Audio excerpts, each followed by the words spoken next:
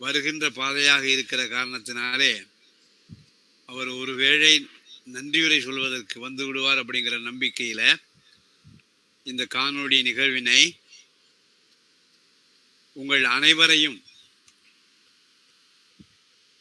தமிழவன் என்கின்ற அந்த தனி தீவிலிருந்து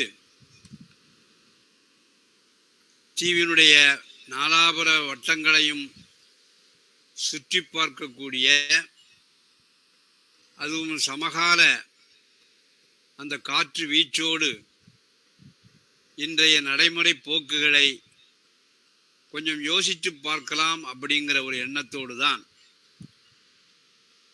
இந்த ஒரு பேசுபொருளை நான் தேர்ந்தெடுத்து கொண்டேன். இந்த பேசுபொருளை முன்மொழிவதற்கு வெளிநாடுகளிலே இருக்கக்கூடிய சில பேரை நான் அணுகினேன். ஆனால் அவர்கள் உடனடியாக கலந்து கொள்ள முடியாத ஒரு சூழலை சொன்னார்கள்.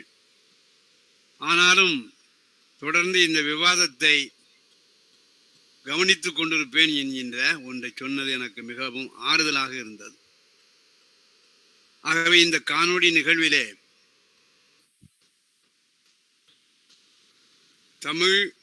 தமிழில் சாகித்ய விருது என்கின்ற ஒரு பொருளை பற்றிய வாசக எதிர்வினையாக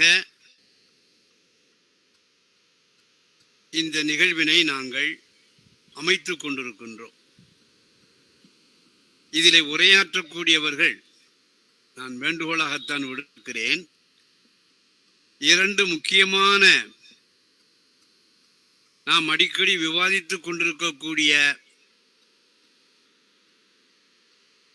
அந்த கருத்துக்களுக்கு சொல்லாக அமைந்திருக்கக்கூடிய ஒன்றை உங்களுக்கு நினைவிலே கொண்டு வரலாம் என்று நினைக்கின்றேன். அதற்கு முன்னாலே பங்கேற்று கருத்துக்களை பகிரவும் அதே சமயத்தில் தங்களுடைய கருத்துக்களை பதிவு செய்யவும் வந்திருக்கக்கூடிய உரையாளர்கள், பங்கேற்பாளர்கள் அனைவரையும் மேலும் வெளியீட்டகம் சார்பாகவும் ஆழ்வார்குறிச்சி இங்கே இன்று இலக்கிய அமைப்பின் சார்பாகவும் அனைவரையும் வரவேற்பதிலே நான் பெரும் மகிழ்வு கொள்கின்றேன். முதலாவதாக நான் சொல்ல விரும்புவது தி ஆதர் இஸ் டெட் என்று சொல்லக்கூடிய பார்த்தினுடைய ஒரு தொடர். அதை நாம நினைவிலே வைத்துக் கொள்ள வேண்டும். இரண்டாவதாக வாட் இஸ் அன் ஆதர் என்று சொல்லக்கூடிய ரோலான் பார்த்தினுடைய ஒரு பக்கத்தை மாத்திரம் மறுதலித்துவிட்டு, ஆனால் அந்த ஆசிரியருடைய உள்ளாக இருக்கக்கூடிய மனதுக்குள்ளே இருக்கக்கூடிய பலவற்றையும் கணக்கிலே எடுத்துக்கொள்ள வேண்டும் என்கின்ற வாட் இஸ் அன் ஆதர் என்று சொல்லக்கூடிய அந்த கருத்தியலையும் நாம் மனதிலே கொள்ள வேண்டும். என்றைக்கு ஒன்று நூலாக வருகிறதோ, அது பிரதியாக வருகிற போது அதை படைத்த படைப்பாளியை பற்றி நாம் அதிகமாக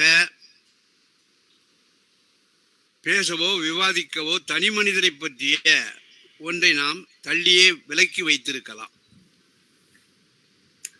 அவர்களுடைய உள்ளத்திலிருந்து புறப்பட்டிருக்கக்கூடிய அந்த பிரதியை பற்றித்தான், அந்த பிரதி எழுவதற்கான பல்வேறு காரணிகளையும் வாட் இஸ் அன் ஆதர் என்று சொல்லக்கூடிய அந்த கருத்தியலிலே சொல்லக்கூடியதையும் நாம் நினைவு கொள்ள வேண்டும். ஆகவே இரண்டாவது நாம் என்ன சொல்றோம்னு சொன்னா, எல்லாருமே பங்கேற்கக்கூடியவர்கள் ஒரு பொதுவான விஷயம் என்பதனாலே சில சமயம் உள்ளத்திற்குள் எழக்கூடிய கோபத்தை கட்டுப்படுத்த முடியாமல் ஒரு ஆவேசமாக கூட பேசிடலாம். அதனால் நமக்கு மீண்டும் நான் ஒரு முறை சொல்கிறேன், ஆவேசமாக பேசுவது என்பது நாம் எதை பேச வேண்டும் என்று எடுத்துக்கொண்டிருக்கிறோமோ அதை புரிந்து கொள்ள முடியாமல் மற்றவர்களுக்கு அந்த ஆவேசமானது ஒரு என்ன சொல்றது, எங்க தேரோட்டத்தில் தடி போடுறது அப்படிமா, நிறுத்துறது அப்படிங்கிறது அந்த தடி போடுகிற தன்மையாக மாறிவிடும். அதற்கு அப்புறம் நான் சில தமிழவனுடைய படைப்புகளை விவாதிக்கிற போது சில கருத்துக்களை சொல்லிக் கொண்டிருப்பேன். அது அந்த விவாதத்திலே நாம சொல்லியிருக்கக்கூடிய அதே நோக்கோடு தான் இப்பொழுது சொல்கிறேன் என்று நீங்கள் நினைக்க வேண்டாம்.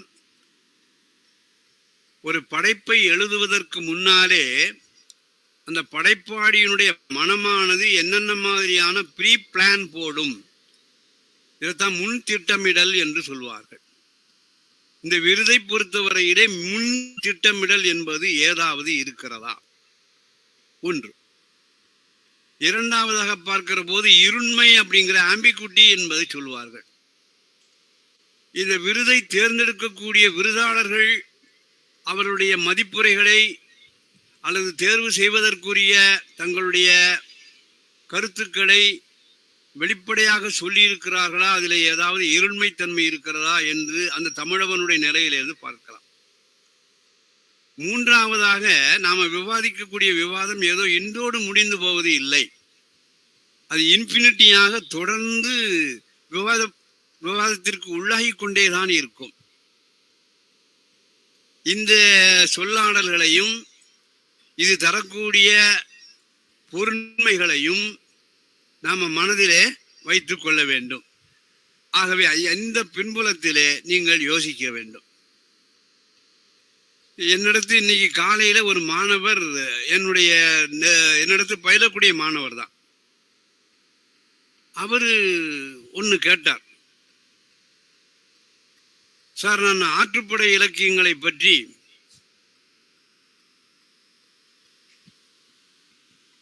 ஒரு ஆய்வேடு எழுதியிருக்கிறேன். இந்த ஆய்வேடு எழுதுவதற்காக கன்னியாகுமரியிலே இருக்கக்கூடிய பகுருளி ஆறு, திருநெல்வேலி மாவட்டத்திலே இருக்கக்கூடிய தாமிரபரணி ஆறு, சிற்றாறு, அதற்கு பின்னாலே மதுரையில் இருக்கக்கூடிய வைகை ஆறு, காவிரி ஆறுக்கு போவதற்கு எனக்கு காசு யாரும் தராத காரணத்தினாலே நான் போகவில்லை என்று சொன்னார். அவர் ஒருத்தர் இப்படி சொன்னார். ஆகவே என்னுடைய அந்த ஆற்றுப்படை பற்றிய ஆய்வு நூலுக்கு நீங்கள் ஏதாவது சிபாரிசு செய்வீர்களா என்று கேட்டார்கள். இப்ப அப்படியெல்லாம் எனக்கு ஒன்றும் தெரியாது அப்படின்னு கேட்டார். அப்ப இன்னொரு மாணவர் என் கூடயே குப்பம் திராவிட பல்கலைக்கழகத்திற்கு வந்திருந்தார். அப்ப நான் தமிழ்ல பேசினேன். தமிழ்ல பேசணும்னு கூடியிருந்த கூட்டம் எல்லாம் நல்லா வேகமா சிரித்தார்கள், சத்தமாக சிரித்தார்கள். ஆனால் அன்றைக்கு துணைவேந்தராக இருக்கக்கூடியவர்களுக்கு தமிழ் மொழியிலே அதிகமான ஒரு பரிச்சயம் இல்லாத காரணத்தினாலே நீங்கள் ஆங்கிலத்திலே சொல்லுங்களேன் என்று என்ன கேட்டாங்க. எனக்கு தமிழே தகடி சத்தம் போடும்போது ஆங்கிலத்துல நான் எப்படி பேசுறது? ஆகவே என் கூட வந்திருக்கக்கூடிய பேராசிரியர், ஆங்கிலத்துறை பேராசிரியர் சந்திரபோஸ் அவரிடம் நான் கேட்டுக்கிட்டேன். சார், நான் சொன்னதை நீங்க தயவு செய்து ஆங்கிலத்துல மொழிபெயர்த்து சொல்லுங்களேன். அப்ப நீங்க ஆங்கிலத்துல தமிழ்ல பேசுனது அவர் ஆங்கிலத்திலே மொழிபெயர்த்து சொன்னார் இல்லையா? அந்த சந்திரபோஸ் சாருக்கு நாம ஏன் நீங்கள் பரிந்துரை பண்ணக்கூடாது இந்த மாதிரி விருதுகள் ஏதாவது கிடைப்பதற்கு என்று அவர் ஒரு மாதிரி பதில் சொன்னார். என்னடா எல்லாருமே நம்மளை சுத்தியே தான் வந்துகிட்டே இருக்காங்க, என்னன்னு தெரியலையே என்று சொல்லி, எப்ப இதையெல்லாம் நீ விவாதத்திலே சொல்லலாமே அப்படின்னு கேட்டா, சார் உங்களோடு தொடர்புடைய காரணத்தினால ஏற்கனவே விருது பற்றி நீங்க பேச போறதுனால இதையும் வரக்கூடிய அந்த சாகித்ய அகாடமி விருது ஒரு 2 வருஷமோ 3 வருஷமோ கழிச்சு எங்களுக்கு நீங்கள் ஏதாவது பரிந்துரை பண்ணுங்களேன் என்று பரிந்துரைக்கக்கூடிய ஒரு இடத்திலே நான் இருப்பதாக அவர்கள் கருதி சொன்னார்கள். இது எல்லாம் என்னமோ போயிட்டு இருக்கு அப்படிங்கிற மாதிரி எனக்கு தென்பட்டது. ஆகவே இந்த பின்புலத்திலே தான் இன்றைக்கு நாம ஏற்கனவே நான் சொன்ன மாதிரி அந்த ஆசிரியரை பற்றி நாம் அதிகமாக விசனப்படாமல் அவருடைய நூல் விருதிற்கு தேர்ந்தெடுக்கப்பட்டது, அதை சுற்றி இருக்கக்கூடிய நாம அகம்புறம் என்று ராஜா அவர்கள் அடிக்கடி பேசுவார்கள். அந்த விருதுக்கு உள்ளாக இருக்கக்கூடிய அகம் என்ன, அந்த விருதை சுற்றி இருக்கக்கூடிய புறம் என்ன என்பதை பற்றியெல்லாம் நாம இதுவரைக்கும் ஒரு 3 வருஷமாக தொடர்ந்து விவாதித்து கொண்டிருக்கக்கூடிய அந்த சொல்லாளர்களை வைத்துக்கொண்டே இந்த காணொளி காட்சியை இதில் பங்கேற்கக்கூடியவர்கள் அனைவருமே தனிப்பட்ட யாரை பற்றியும் நாம பேசாமல் ஒரு கோபம் என்னதான் இருந்தாலும் கூட மனசிலே அடக்கி வைத்து கொண்டு அதை மென்மையான ஒரு உரைக்கக்கூடிய தன்மையிலே நீங்கள் சொல்ல வேண்டும் என்கின்ற ஒரு சிறு முன்னுரையோடு நான் சொன்னவற்றையெல்லாம் நீங்கள் நினைவில் வைத்து கொண்டு இப்பொழுது நமக்கு அந்த அழைப்புதலிலே சொல்லியிருக்கின்ற மாதிரி முனைவர் திருநாவுக்கரசு அவர்கள் வாசக எதிர்வினையாக இந்த ஆண்டு கொடுக்கப்பட்டிருக்கக்கூடிய தமிழினுடைய சாகித்ய விருது பெற்ற அந்த பிரதியை பற்றி தன்னுடைய மனப்பதிவினை நம்மோடு பகிர்ந்து கொள்ளுமாறு அவரை அன்போடு நான் கேட்டுக்கொள்கின்றேன். திருநாவுக்கரசு, இப்போ உங்க பக்கம். அரசு இருக்கீங்களா? வணக்கம் சார். வணக்கம். வணக்கம். பொதுவாகவே ஒவ்வொரு வருஷமும் டிசம்பர் மாசம் ஆகும்போது ஒரு சாகித்ய அகாடமி விருது கிடைக்கும். அந்த விருது யாருக்கு போக போகுது சார்? கேக்குதுங்களா சார்? கேக்குது, நல்லா கேக்குது. ஓகேங்க சார். யாருக்கு போக போகுது, யார் வாங்க போறாங்க அப்படின்றதான் திரும்ப திரும்ப இங்க பேச்சு வழக்குல அதிகமா புழக்கத்துல இருக்கு. ஆனா யாருக்கு போக போகுதுன்றதுக்கு பதில் எந்த நூலுக்கு கிடைக்க போகுது அப்படின்ற ஒரு வழக்கம் இருந்திருக்கணும். இன்னைக்கு வரைக்கும் அது இல்லை. தொடர்ந்து நபர்களை குறி வச்சுதான் இது நடக்குது. இந்த விருது கிடைச்ச உடனே, அறிவிக்கப்பட்ட உடனே உடனடியா முகநூல்ல நிறைய பதிவுகள் இதை பத்தியான பெரிய விஷயங்களை ஒவ்வொருத்தரா எழுதினாங்க. மேத்தூர் ராஜகுமார் வந்து ஒரு அவசரப்பட்டு அவருக்கு தெரியல போல இருக்கு இந்த மாதிரி விஷயம். ஒரு விருது கிடைக்கிறதுக்கு 5 வருஷத்துக்கு உள்ள வந்திருக்கிற புத்தகங்களுக்கு தான் பதிவு செய்ய முடியும் அந்த விருதுக்குன்ட்டு. அவர் ஆரம்ப காலத்துல இந்த விருது வாங்கின நபர் கொண்டு வந்து, சின்ன பையனா இருக்கு சொல்ல கொண்டு வந்து கொடுத்த புத்தகத்தை அவர் ஒரு முன்னுரை எழுதி அழகா வெளியிட்டு இருக்காரு. அந்த முன்னுரைய முகநூல்ல பதிவிடுறார். அந்த முகநூல் பதிவுக்கு அப்புறமா தான் இதோட போக்கு இன்னொரு கட்டத்துக்கு போகுது. அதே மாதிரி முகநூல்ல நான் முன்னாடி வேலை செய்த பல்கலைக்கழகத்தில் இருக்கக்கூடிய ஒரு பேராசிரியர், செங்கதிர்னு ஒரு பேராசிரியர், அவர் சொல்றாரு, கவிதை இலக்கியம் போது வரலாறு ஏன் இலக்கியம் இல்லை அப்படின்னு யோசிக்கலாம் இல்ல அப்படின்றாரு. எது இலக்கியம் எது இலக்கியம் இல்லை அப்படின்ற அளவை நம்ம இன்ன வரைக்கும் முடிவு கட்டல.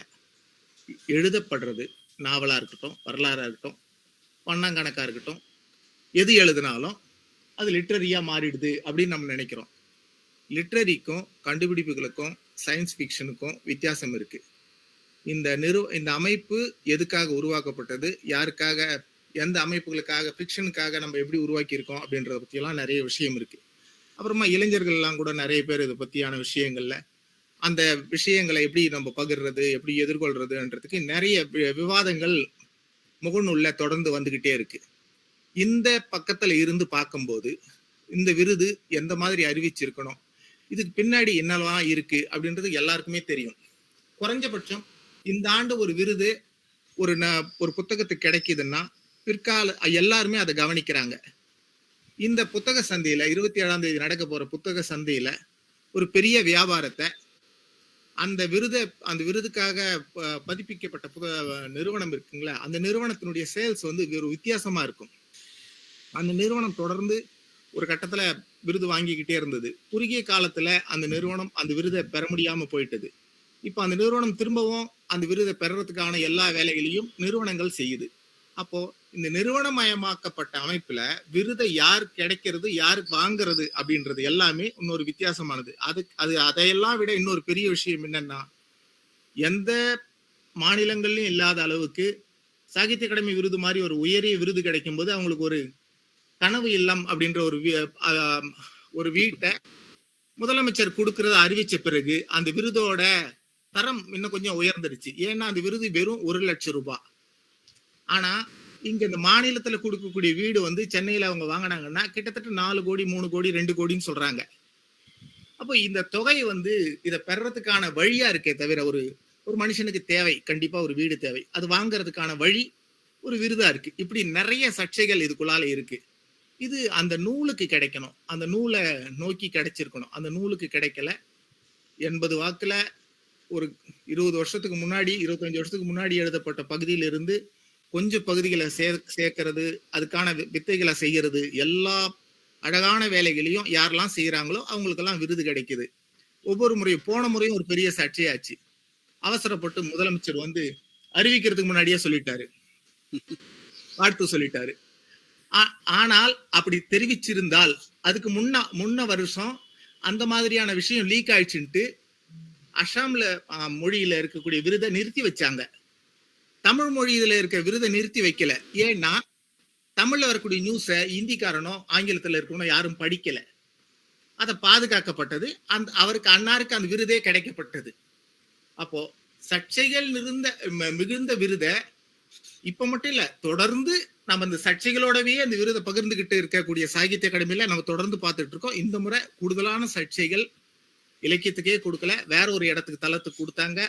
அதையும் தெளிவா எல்லாருமே எழுதியிருக்காங்க. ராமசாமி எல்லாம் ராமசாமி சார் பேஸ்புக்கில் எழுதியிருக்காரு, நபரை நோக்கி தான் அந்த விருதுகள் நகர்த்தப்படுது.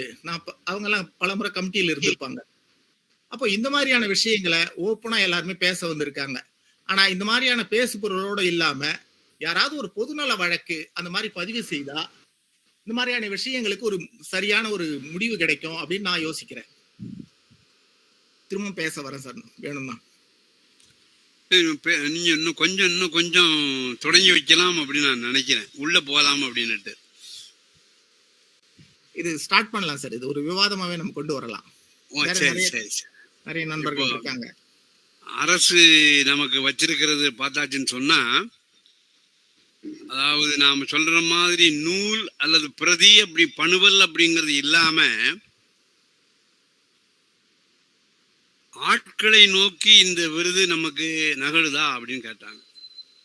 நேற்று என்ன சந்திக்கிறதுக்கு புதிய ஜனநாயகம் அப்படிங்கிற இதழில இருந்து ஒருவர் மாசத்துக்கு ஒரு முறை என்ன பார்க்க வருவாங்க.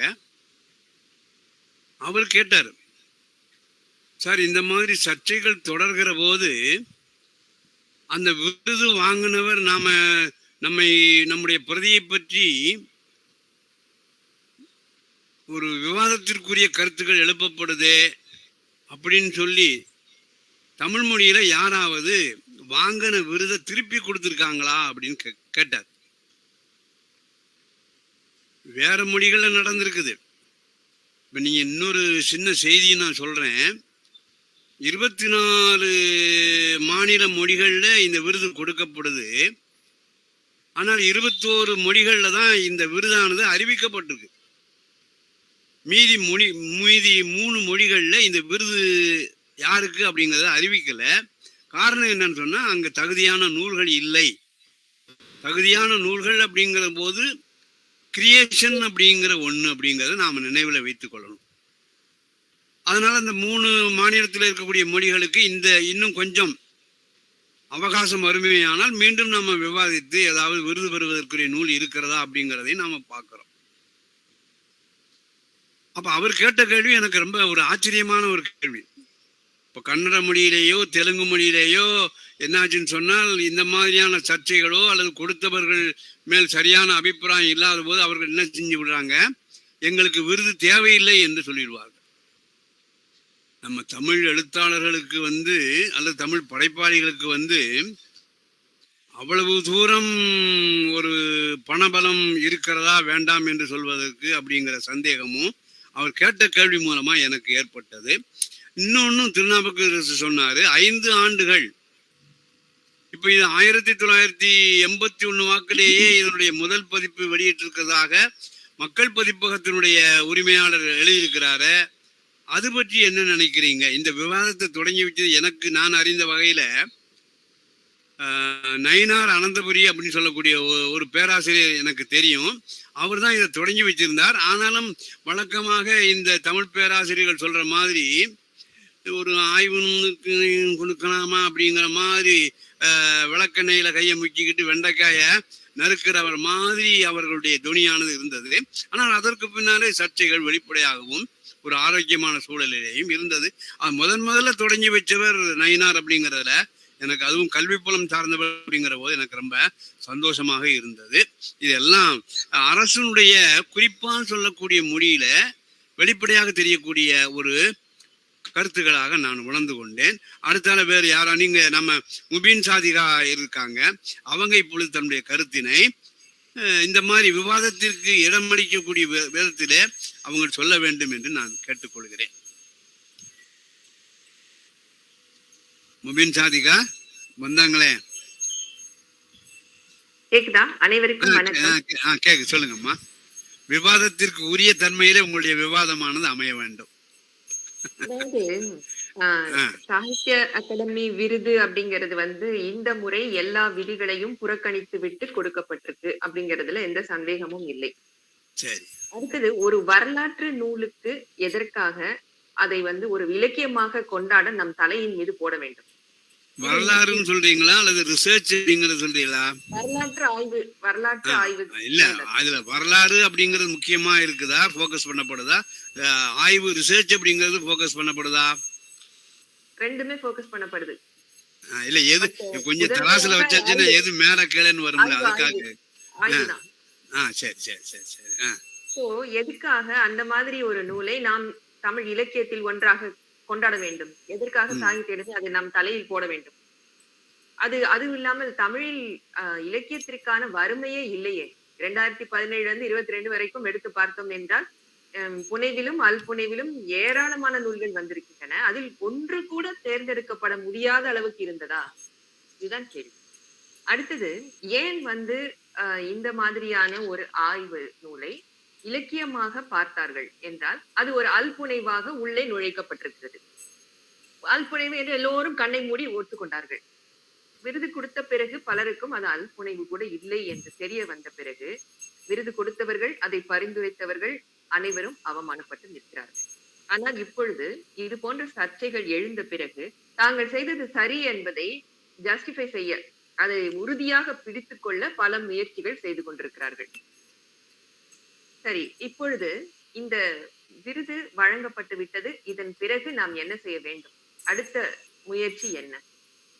முதலாவது, இதில் எப்படிப்பட்ட அரசியல் விளையாடி இருக்கிறது என்பது நம்ம எல்லோருக்கும் தெரியும். இருந்தாலுமே கூட இந்த அரசியல் பின்புலத்தை பற்றி ஒரு சின்ன அறிமுகத்தை நாம் தெரிந்து கொள்ள வேண்டும் என்று நினைக்கிறேன். இதுவரையில் ஒரு குறிப்பிட்ட பதிப்பகத்தின் கோட்டை, அந்த பதிப்பகம் கோட்டை கிழித்தால் அதை சாகித்ய அகாடமி இதுவரை தாண்டியதில்லை. இந்த முறை கோட்டை கிழிக்காமல் கூட தாண்டாமல் இருந்திருக்கிறது. மேலும் இன்னொரு அரசியலும், அதாவது இலக்கியத்திற்குள் ஏன் அரசியல் வர வேண்டும்? தமிழ்நாட்டில் மட்டும் ஏன் இது நடக்கிறது? இலக்கிய அரசியலாக ஏன் அது சாகித்ய அகாடமிக்குள் நுழைகிறது? வணிக அரசியலாக அது இருக்கிறது, ஓகே. இன்னொரு அரசியலும் இருக்கிறது. ஒரு குறிப்பிட்ட ஆளுமை மட்டுமே ஒரு அதாவது ஒரு புகழ் பெற வேண்டும், மற்றவர்கள் எல்லோரும் அந்த அளவுக்கு இல்லை என்று காட்ட வேண்டும் என்ற ஒரு அரசியல் இதில் பெரிதாக முன் வருகிறது. இதற்கு என்ன காரணம்? யார் இதை செய்கிறார்கள்? நிச்சயமாக அந்த 3 பேர், தேர்ந்தெடுத்த 3 பேர் இதற்கு காரணமாக இருந்திருக்கிறார்களா என்ற கேள்வி எழுகிறது. அதில் ஒருவர் காரணமாக இருந்திருக்கிறார், அது தெரியும். முபின் சாதிகா, அந்த 3 பேர் ஜூரிகள் சொல்றீங்களே, அந்த 3 பேர் அதை பற்றி உங்களுக்கு இது செய்தி தெரியுமா? எனக்கு இன்னும் தெரியலையே. அது 3 ஜூரிகள். பாரதி பாலன் என்னவா இருக்கிறாங்க? அவர் ஒரு எழுத்தாளர் என்று தெரியும். அவரை பற்றி எனக்கு தெரியாது. இமயம் பற்றி எனக்கு தெரியும். அதனால் நான் அவரை பற்றி சொல்லி வருகிறேன். அவரை பற்றி தான் நாம் மிக முக்கியமாக கவனத்தில் எடுக்க வேண்டும். ஏனென்றால் அவர் நாம் சொல்லிக் கொண்டிருக்கும் அந்த பதிப்பகத்திற்கும் விசுவாசமானவர். இந்த விருதை தேர்ந்தெடுக்க முன்வைத்த பல அரசியல்களுக்கு முன்னணி காரணமாக இருந்தவர், ஒரு அம்பாக இருந்தவர். இருந்தாலும் அவருக்கு அதிகாரம் அதிகம், வாய்ஸ், அதாவது அவருடைய குரலும் செல்வாக்கும் அதிகம். ஏனென்றால் அவர் குப்பை இலக்கியத்தை படைக்கிறவர். அதை நம் தமிழ் வாசகர்கள் அனைவரும் மிகப்பெரிய இலக்கியமாக கொண்டாடி கொண்டிருக்கிறோம். அதனால் அவருக்கு அதிகாரம் சேர்ந்திருக்கிறது. அதை நாம் குறிப்பாக கவனிக்க வேண்டும். இதுவரைக்கும் வந்த நூல்களில் மிக முக்கியமான நூல்கள் எவை என்பதும், ஒரு ஆய்வு நூல் எது என்பதும் வித்தியாசம் தெரியாத அளவுக்கு அவருக்கு விசுவாசம் கண்ணை மறைத்திருக்கிறது. இது போன்ற அந்த கண்ணை மறைக்கும் செயல் இந்த குறிப்பிட்ட விருது தேர்ந்தெடுக்கப்படும் போது சாகித்ய அகாடமியை சேர்ந்த அத்தனை பேருக்கும் கண்ணை மறைத்திருக்கிறது என்பதையும் நாம் கவனிக்க வேண்டும். அடுத்தது, இந்த வகையான ஒரு விசுவாசம் குறிப்பாக நாம் இன்னொன்றை கவனிக்க வேண்டும். யாருக்கு விருது கிடைத்திருக்கிறது? பொதுவாக நாம் சமூகத்தில் அறிவுஜீவி என்று யாரையெல்லாம் வைத்திருக்கிறோமோ அதற்கு எதிராக சில அறிவுஜீவிகள் இருப்பார்கள். அந்த மாதிரியான சில அறிவுஜீவிகள் என்ன செய்வார்கள்? இதுவரைக்கும் ஒரு தத்துவ கோட்பாட்டை அல்லது ஏதாவது ஒரு மிக முக்கியமான அம்சங்களை படித்தவர்களுக்கு எதிராக அவர்கள் இருப்பார்கள். அந்த எதிரான அம்சம்தான் அறிவுஜீவித்தனம் என்று காட்டுவார்கள்.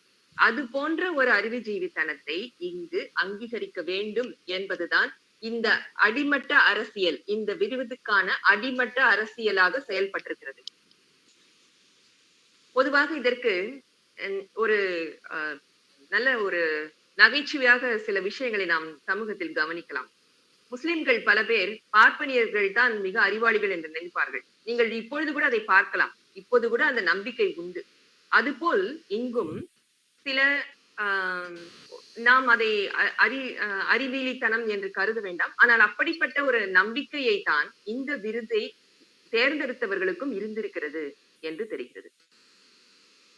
அடுத்தது,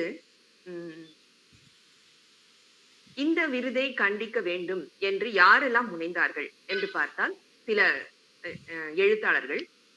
ஆனால் மிக முக்கியமாக நாம் இதுவரை ஒரு கோட்பாடு சார்ந்த சில அம்சங்களை படிப்பவர்கள் யாராவது இருந்தார்கள் என்றால் அவர்களுக்கு இது நிச்சயமாக உறுத்தி இருக்கும் என்று நம்பலாம். ஆனால் அப்படி இதுவரை வாயை திறக்காதவர்கள் கூட இருக்கிறார்கள். இனிமேல் சாகித்ய அகாடமி கிடைக்கும் என்ற ஒரு நம்பிக்கையின் காரணமாக இப்பொழுது வாயை திறந்தால் வேறு ஏதாவது பிரச்சனைகள் வந்துவிடும் என்பதற்காகவே அமைதி காக்கிறார்கள். அடுத்தது, இங்கு முக்கியமாக இந்த வரலாற்று ஆய்வு நூல் இதற்கு கொடுக்க வேண்டும் என்பதை சாகித்ய அகாடமி முன் தீர்மானித்துவிட்டு இந்த 3 ஜூரிகளுக்கும் சொல்லியிருக்கலாம். இப்படிப்பட்ட நடவடிக்கை தான் தொடர்ந்து நடந்து வருகிறது என்பது நான் கேள்விப்பட்ட ஒன்று. ஆனால் இந்த மாதிரியான ஒரு ஆய்வு நூலுக்கு தரக்கூடாது என்று அந்த சாகித்ய அகாடமி விதியை இவர்கள் ஏன் புறக்கணித்தார்கள்? எப்படி புறக்கணித்தார்கள்? இதுதான் மிக முக்கியமான கேள்வி. ஏனென்றால் இங்கு தேர்ந்தெடுக்கப்பட்டிருக்கக்கூடிய அந்த ஆளுமை அந்த விதியை விட பெரிதாக தெரிந்திருக்கிறார். அதனால் அது புறக்கணிக்கப்பட்டிருக்கு.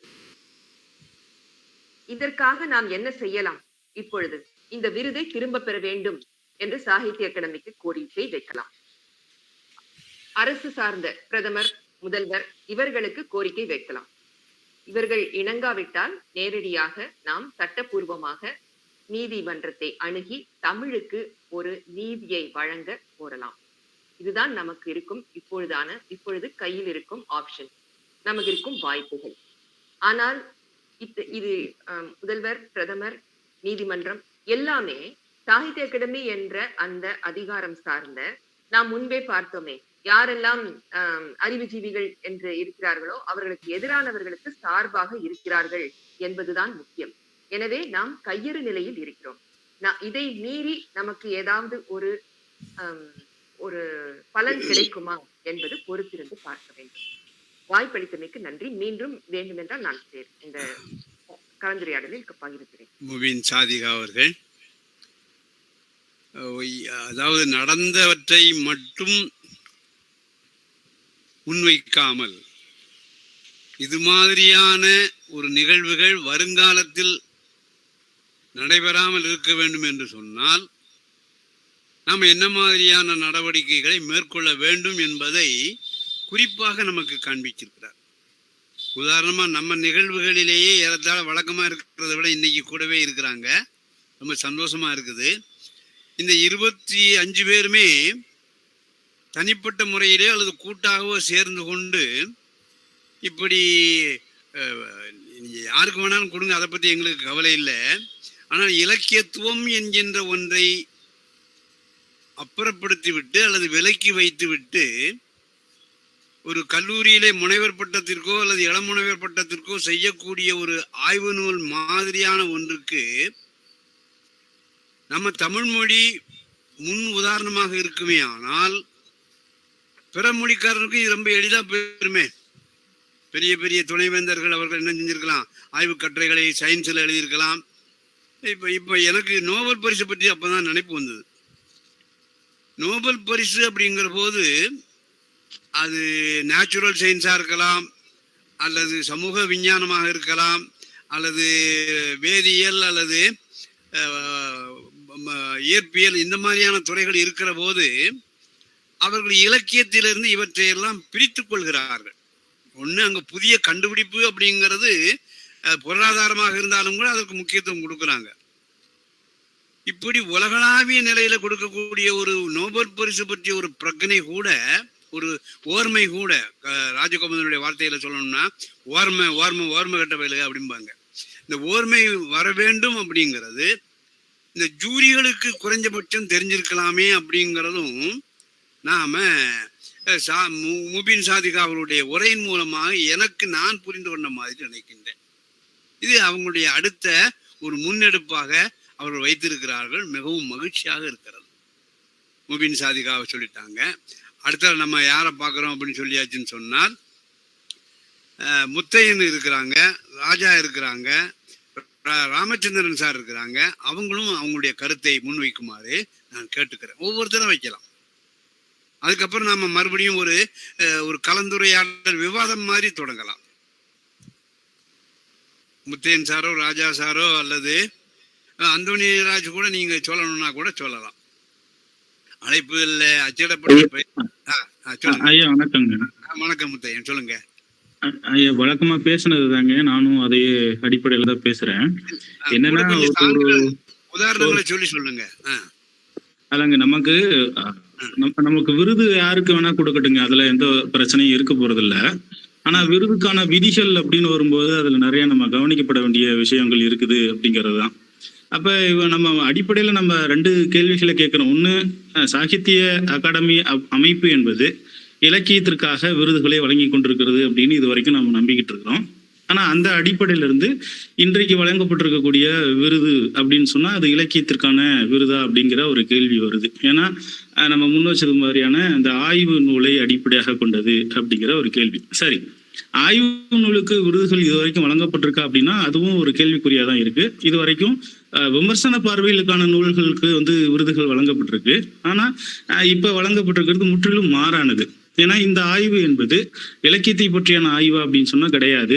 அது வேறு ஒரு மக்களினுடைய எழுச்சியாக இருக்கலாம், அல்லது கழகமாக இருக்கலாம், எதுவா வேணாலும் இருக்கலாம். அப்படிங்கிற அடிப்படையில இருந்து அந்த நூலுக்கு வழங்கப்படுவது அப்படிங்கிறது மிக முக்கியமான ஒரு கேள்வியை எல்லார் மத்தியிலும் எழுப்பி இருக்குது அப்படிங்கிறதுதான். அதுலயும் சாகித்ய அகாடமி விருது அமைப்பு அப்படிங்கிறது, அதாவது சாகித்ய அகாடமி விருது அப்படிங்கிறது அவங்க குறிப்பிட்டிருக்கக்கூடிய எல்லை அப்படின்னு சொன்னா ஒரு 5 ஆண்டுகளுக்கு முன்பு வந்த நூல்களை நம்ம கவனப்படுத்தலாம் அப்படிங்கிறதுதான். அப்படி பார்க்கும்போது இங்க ஒரு 2018 வரைக்கும் அவங்க என்ன பண்ணியிருக்காங்க, ஒரு டெட்லைன் வச்சிருக்கிறாங்க. அப்ப 2018 இருந்து 22 வரைக்குமான அந்த காலகட்டத்துல வந்த நூல்களை கணக்கில் எடுக்கலாம் அப்படிங்கிறது அந்த அமைப்பினுடைய வரையறை, எல்லை அப்படின்னு நம்ம சொல்லிக்கலாம். இந்த எல்லையும் இங்க ஒரு வகையில மீறப்பட்டிருக்கிறது அப்படிங்கிறதுதான். ஏன்னா 1987 காலகட்டத்துல வெளியான இந்த வஉசியும் திருநெல்வேலி எழுச்சியும் என்கிற ஒரு நூல் வெளியாயிருக்கு. அதனுடைய மறுபதிப்பா கூட இன்னைக்கு என்ன பண்ணியிருக்குது அப்படின்னு சொன்னாக்கா அதை பார்க்கலாம். அதுல ஒரு கூடுதலான ஒரு வார்த்தையை மட்டும் சேர்த்திருக்கிறாங்க. 1908 அப்படிங்கிற பின்னோட்டு மட்டும் வந்திருக்கு. அப்படின்னா சாகித்ய அகாடமி விருது அமைப்பினுடைய அந்த ரூல்ஸ்ல, விதியில என்ன கொடுத்திருக்கிறாங்க அப்படின்னா, கிட்டத்தட்ட அதாவது மறுபதிப்பு செய்திருந்தாலும் கூட அதுல 75% மாற்றங்கள் வந்திருக்கணும் அப்படிங்கிறது விதியா கொடுக்கப்பட்டிருக்கு. அந்த விதியை இந்த நூல் பின்பற்றி இருக்கிறதா அப்படிங்கிறதும் மிக முக்கியமான கேள்வியா இருக்கு. அந்த அடிப்படையில இந்த நூலுக்கான விருது அப்படிங்கிறது நமக்கு ஏற்றுக்கொள்ள முடியாத ஒரு விதிக்கு அப்பாற்பட்டதாக இருக்கிறது அப்படிங்கிறதுதான் நம்மை போன்றவர்களுடைய அதிருப்தியாக இருக்கிறது அப்படிங்கிற ஒரு விஷயம். இது ஒரு பக்கம் இருந்தாலுமே கூட, அப்படின்னா நம்ம அடிப்படையில என்ன கேள்வி கேட்க வேண்டியது இருக்கு அப்படின்னா, தமிழ் இலக்கிய உலகில் இலக்கியங்கள் புதிதாக உருவாகவில்லையோ அப்படிங்கிற ஒரு கேள்வி இருக்கு இந்த பின்னணியில. அப்படின்னா கன்னட இலக்கிய உலகத்துல கிட்டத்தட்ட ஒரு 8 பேருக்கு மேல ஞானபீட விருதுகள் வழங்கப்பட்டிருக்கு. ஆனா தமிழ் இலக்கிய உலகத்துல அந்த மாதிரியான ஞானபீட விருதுகள் வழங்கப்பட்டிருக்கு அப்படின்னா ஒரு 2 பேரை தவிர வேற யாருமே இது வரைக்கும் காணப்படலை. அப்படிங்கிறது தமிழ் இலக்கிய உலகத்துல இலக்கியங்கள் வளராமை அப்படிங்கிற ஒரு இடத்த திரும்ப திரும்ப உற்பத்தி பண்ணிக்கிட்டே இருக்குதோ அப்படிங்கிற ஒரு விஷயம். அப்படி பார்க்கும்போது இந்த ஆய்வு நூலுக்கு வழங்கப்பட்டிருக்கூடிய விருது என்பது அதாவது மற்ற மொழிகள்னு எடுத்துக்கிட்டாலும் சரி, இலக்கிய உலகம் அப்படின்னு எடுத்துக்கிட்டாலும் சரி, அந்த இலக்கிய உலகத்தில் இது எது மாதிரியான பதிவினை ஏற்படுத்தும் அப்படின்னு சொன்னா, தமிழ்ல இலக்கியங்கள் உற்பத்தி ஆகுது கிடையாது என்கிற ஒரு பதிவினை உண்டாக்குமோ அப்படிங்கிற ஒரு அச்சம் வந்துகிட்டே இருக்கு. அதையும் தாண்டி நம்ம இந்த நடுவர்களாக மூவர் குழு இயங்கியிருக்கிறார்கள் அப்படின்னு நம்ம பேசுறோம். இந்த மூவர் குழு எதை கவனிக்கப்படலை அப்படின்னு சொன்னாக்க, தமிழ் இலக்கிய உலகத்துல வித்தியாசமாக வரக்கூடிய படைப்புகளை இவர்கள் இன்னும் கவனிக்கலையோ அப்படிங்கிற ஒரு கேள்வியும் எழும்புதான் செய்யுது. இது ஒரு வகையான பார்வை.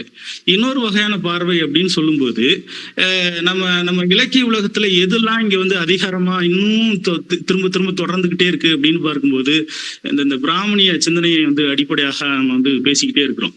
அந்த வகையில பார்க்கும்போது, அதாவது இது வரைக்கும் வழங்கப்பட்டிருக்கூடிய விருதாளர்கள் ஏதோ ஒரு பின்னணியில அவர்கள் வந்து யாரை சாருகிறார்கள் அப்படின்னு பார்க்கும்போது, நம்ம மேடம் சொன்ன மாதிரி இமயத்தைய கூட எடுத்துக்கிட்டாலுமே கூட அவர் எழுதின அந்த சாவுச்சோறு சிறுகதை தொடர்ந்து வந்து காதலை வந்து விரும்பக்கூடிய கதைகளாக இருக்கிறத நம்ம பார்க்கலாம்.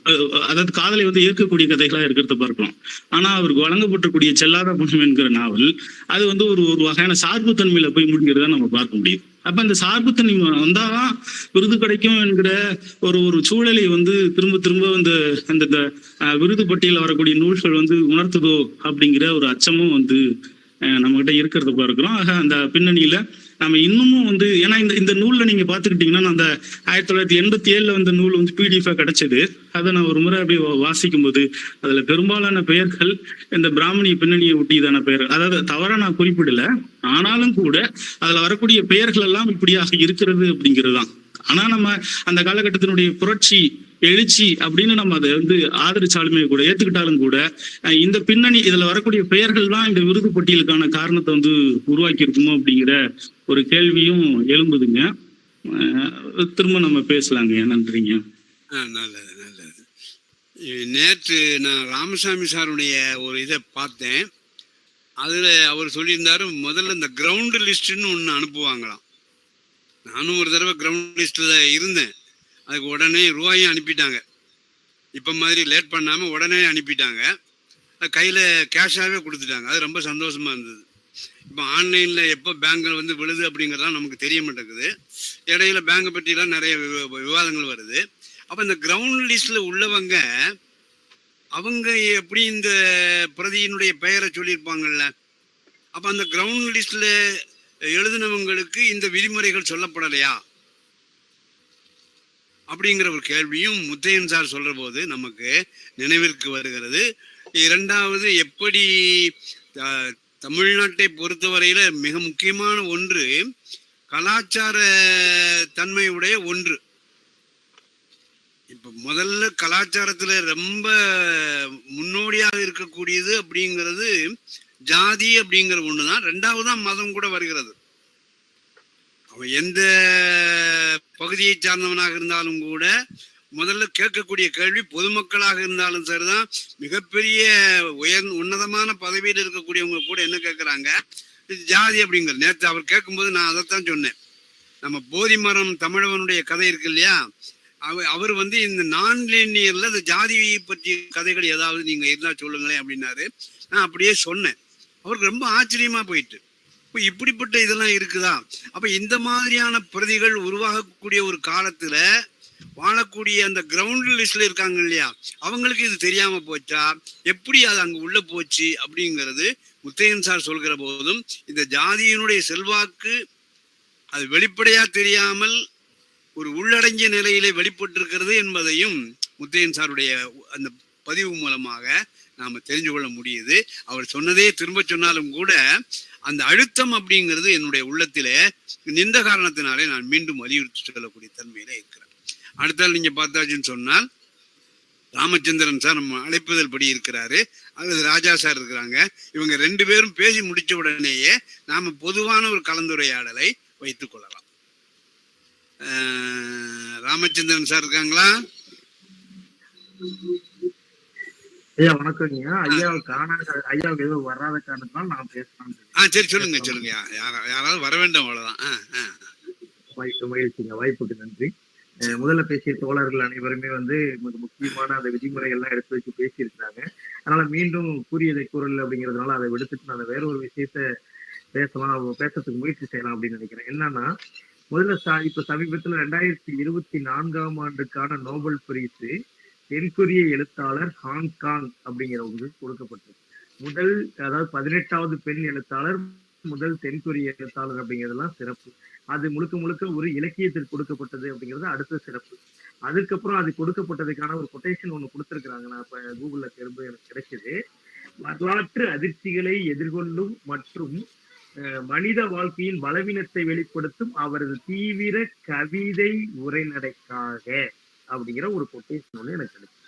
அப்ப இதுல இருந்து என்ன தெரியுது அப்படின்னா, ஒரு இலக்கியத்திற்காக, அதுவும் அங்க இருக்கிற மனநிலைகளை, பாதிக்கப்பட்ட போராட்டத்துல பாதிக்கப்பட்ட மக்களுடைய மனநிலைகளை காட்சிப்படுத்த எழுத்தாளர்ங்கிற முறையில ஒரு பெண் எழுத்தாளருக்கு கொடுக்கப்பட்டது. இப்ப பாருங்க, ஏற்கனவே கவனிக்கப்படாத தென்கொரியாவை கவனிச்சிருக்கிறாங்க, அதுலயும் அங்க இருக்கிற பெண் கவிஞரை கவனிச்சிருக்கிறாங்க, பெண் எழுத்தாளர்ல கவனிச்சிருக்காங்க. அதுக்கப்புறம் பாத்தீங்கன்னா அங்க இருக்கக்கூடிய இலக்கிய உரைநடையை கவனிச்சிருக்காங்க. அப்ப இலக்கியத்துக்கு ஒரு நோபல் பரிசு கொடுக்கக்கூடிய அமைப்பு இலக்கியத்தையும், அந்த இலக்கியம் எழுதப்படக்கூடிய இடத்தையும், எழுதப்படக்கூடிய நபரையும் இப்படி கருத்தியல் தளத்துல ஒரு விஷயத்தை முடிவு பண்றதை நம்ம கவனிக்கணும். சரிங்களா? அப்ப அந்த உலகம் முழுவதும் நோபல் பரிசு ரொம்ப முக்கியமானது. 6 துறைகளுக்கு கொடுக்கப்படுது. அது இலக்கிய துறையில ரொம்ப முக்கியமானது. தொடர்ந்து வருடந்தோறும் நம்ம கவனத்தில் இருக்கோம். அது போன்று இந்தியாவுல இலக்கியத்திற்காக கொடுக்கப்படக்கூடிய ஒரு நோபல் விருது போன்றதுதான் சாகித்ய அகாடமி விருது. சாகித்ய அகாடமி விருது. இந்த சாகித்ய அகாடமி விருது இப்ப ஏன் இப்ப வந்து ஒரு யாருக்கு கொடுத்தாங்க, யாருக்கு கொடுக்கல மாதிரி சொல்றது அது முக்கியம் இல்லை. எதற்காக கொடுக்கப்படுகிறது, எந்த நோக்கத்தில் கொடுக்கப்படுகிறது, எந்த நோக்கத்தில் கொடுக்கப்பட வேண்டும், அது எதற்காகனா, இப்ப தமிழ் மொழியில ஒரு சாகித்ய அகாடமி விருது கொடுக்குதுன்னா அது 24 மொழியிலையும் கவனம் பெறும், இந்தியா லெவல்ல கவனம் பெறும், எல்லாம் மொழிபெயர்ப்பு அடிப்படையில. அப்ப உலக கவனம் பெறும். உலக கவனம் பெறும்போது ஒரு தமிழ் மொழியில இப்படியாப்பட்ட ஒரு எழுத்து முறை உருவாகி வளர்ந்து வந்துள்ளதாங்கிற அடையாளம் தான் தமிழ் மொழியை அடையாளப்படுத்தும். அப்ப அந்த விருதுங்கிறது யாரோ நபர் சார்ந்ததாக நாம் புரிந்து கொள்ளக்கூடாது. அந்த விருது என்பது இந்த உலகத்தில் தமிழுக்கான அங்கீகாரம் என்பதாக புரிந்து கொள்ள. இதை சாகித்ய அகாடமிங்கிற ஒரு அமைப்பு எடுத்துட்டு போகுது. அப்ப இது இந்தியாவுக்கான அங்கீகாரம், இந்தியாவில் இருக்கக்கூடிய தமிழ் மொழிக்கான அங்கீகாரம். இப்படி அந்த பின்னணியில் பார்க்கும் பொழுது இப்ப கொடுக்கப்பட்ட நூலுக்கு வரும். முதல்ல வந்து நான் ஒரு முக்கியமான விஷயத்த சொல்லணும்னு நினைக்கிறேன். என்ன அப்படின்னா, இலக்கியம்னா என்ன, எது இலக்கியம் அப்படிங்கிற மிகப்பெரிய கேள்வின்னு சார்த்தர் வாட் இஸ் லிட்ரேச்சர் அப்படிங்கிற ஒரு மிக முக்கியமான நூல் எழுதியிருக்கிறாரு அப்படிங்கிறது நம்ம எல்லாருக்கும் தெரியும். இப்ப எது இலக்கியங்கிற சிந்தனை தோன்றியதே கடந்த ஒரு 150 ஆண்டுகள் தான். நம்ம அதை ஃபிக்ஸ் பண்ணிக்கலாம். அதே போல எது வரலாறு, எப்படியெல்லாம் வரலாறு இருக்கப்பட வேண்டும் என்பதும் தோன்றியது கடந்த ஒரு 150 ஆண்டு காலமா தான். அதுக்கு முன்னாடி அப்படிப்பட்ட ஒரு இன்றைக்கு தோன்றுகிற எழுதப்படுகிற சிந்தனை நோக்குல வரலாறும் இலக்கியம் குறித்தும் அக்காலத்தில் இல்லை. அப்படி ஒரு துறையாக அது இல்லை அப்படிங்கிறத நம்ம எல்லாரும் ஏற்றுக்கொண்டு கொண்ட ஒரு விஷயம்தான். சரி, அப்படி இருக்கும்போது இலக்கியம் வரலாறும் தனித்தனி. ஏன்னா நான் ஒரு கஷ்டப்பட்டு நான் எழுதணும்னு வச்சுக்கங்களேன், இப்ப நான் ஒரு கஷ்டப்பட்டு எழுதினா கூட அது புனைவுரை கேஷுவலா அதெல்லாம் கவிதையெல்லாம் பொய், இலக்கியம்லாம் பொய்ன்னு சொல்லக்கூடிய உலகம், இலக்கியத்துக்காக இருக்கிற ஒரு அமைப்பு அந்த இலக்கியத்தை தவறி வரலாற்றுக்கு கொடுக்கப்படும் போது, அதுவும் இந்திரனுடைய வார்த்தைகளில் சொல்லணும்னா, தோழர் இந்திரனுடைய வார்த்தைகளில் சொல்வதென்றால் அரசியல் வரலாற்று நூலுக்கு கொடுக்கப்பட்டிருக்கிறது. ஏனென்றால் விதிமுறை வந்து திறனாய்வுக்கும் கொடுக்கலாம், இலக்கிய பிரதிக்கும் கொடுக்கலாம்னு விதிமுறை சொல்லும் போது, இங்க நூல் அரசியல் வரலாற்று நூலுக்கு கொடுக்கப்பட்டதே அவர் ஒரு விமர்சனபூர்வமாக தன்னுடைய முகநூல் பக்கத்துல எழுதியிருந்தார். அப்ப இது போன்ற அரசியல் வரலாற்றுக்கு கொடுக்கப்படும் போது நமக்கு எது அரசியல் எது இலக்கியங்கிற புரிதல் தமிழர்களுக்கு இல்லை அப்படிங்கிறதோ, அல்லது தமிழர்களுக்கு அல்லது தமிழ் மொழி பேசுபவர்களுக்கு இதுதான் இலக்கியம் என்ற புரிதலோ பொதுவெளியில் பரப்பப்படுகிறது அல்லவா? இதன் மூலமாக ராஜா ஒரு சின்ன கேள்வி. பாரதி பாலன் வந்து அவங்க தமிழ் துறையில ஏதோ ஒரு தலைமை பொறுப்புல இருக்காங்க.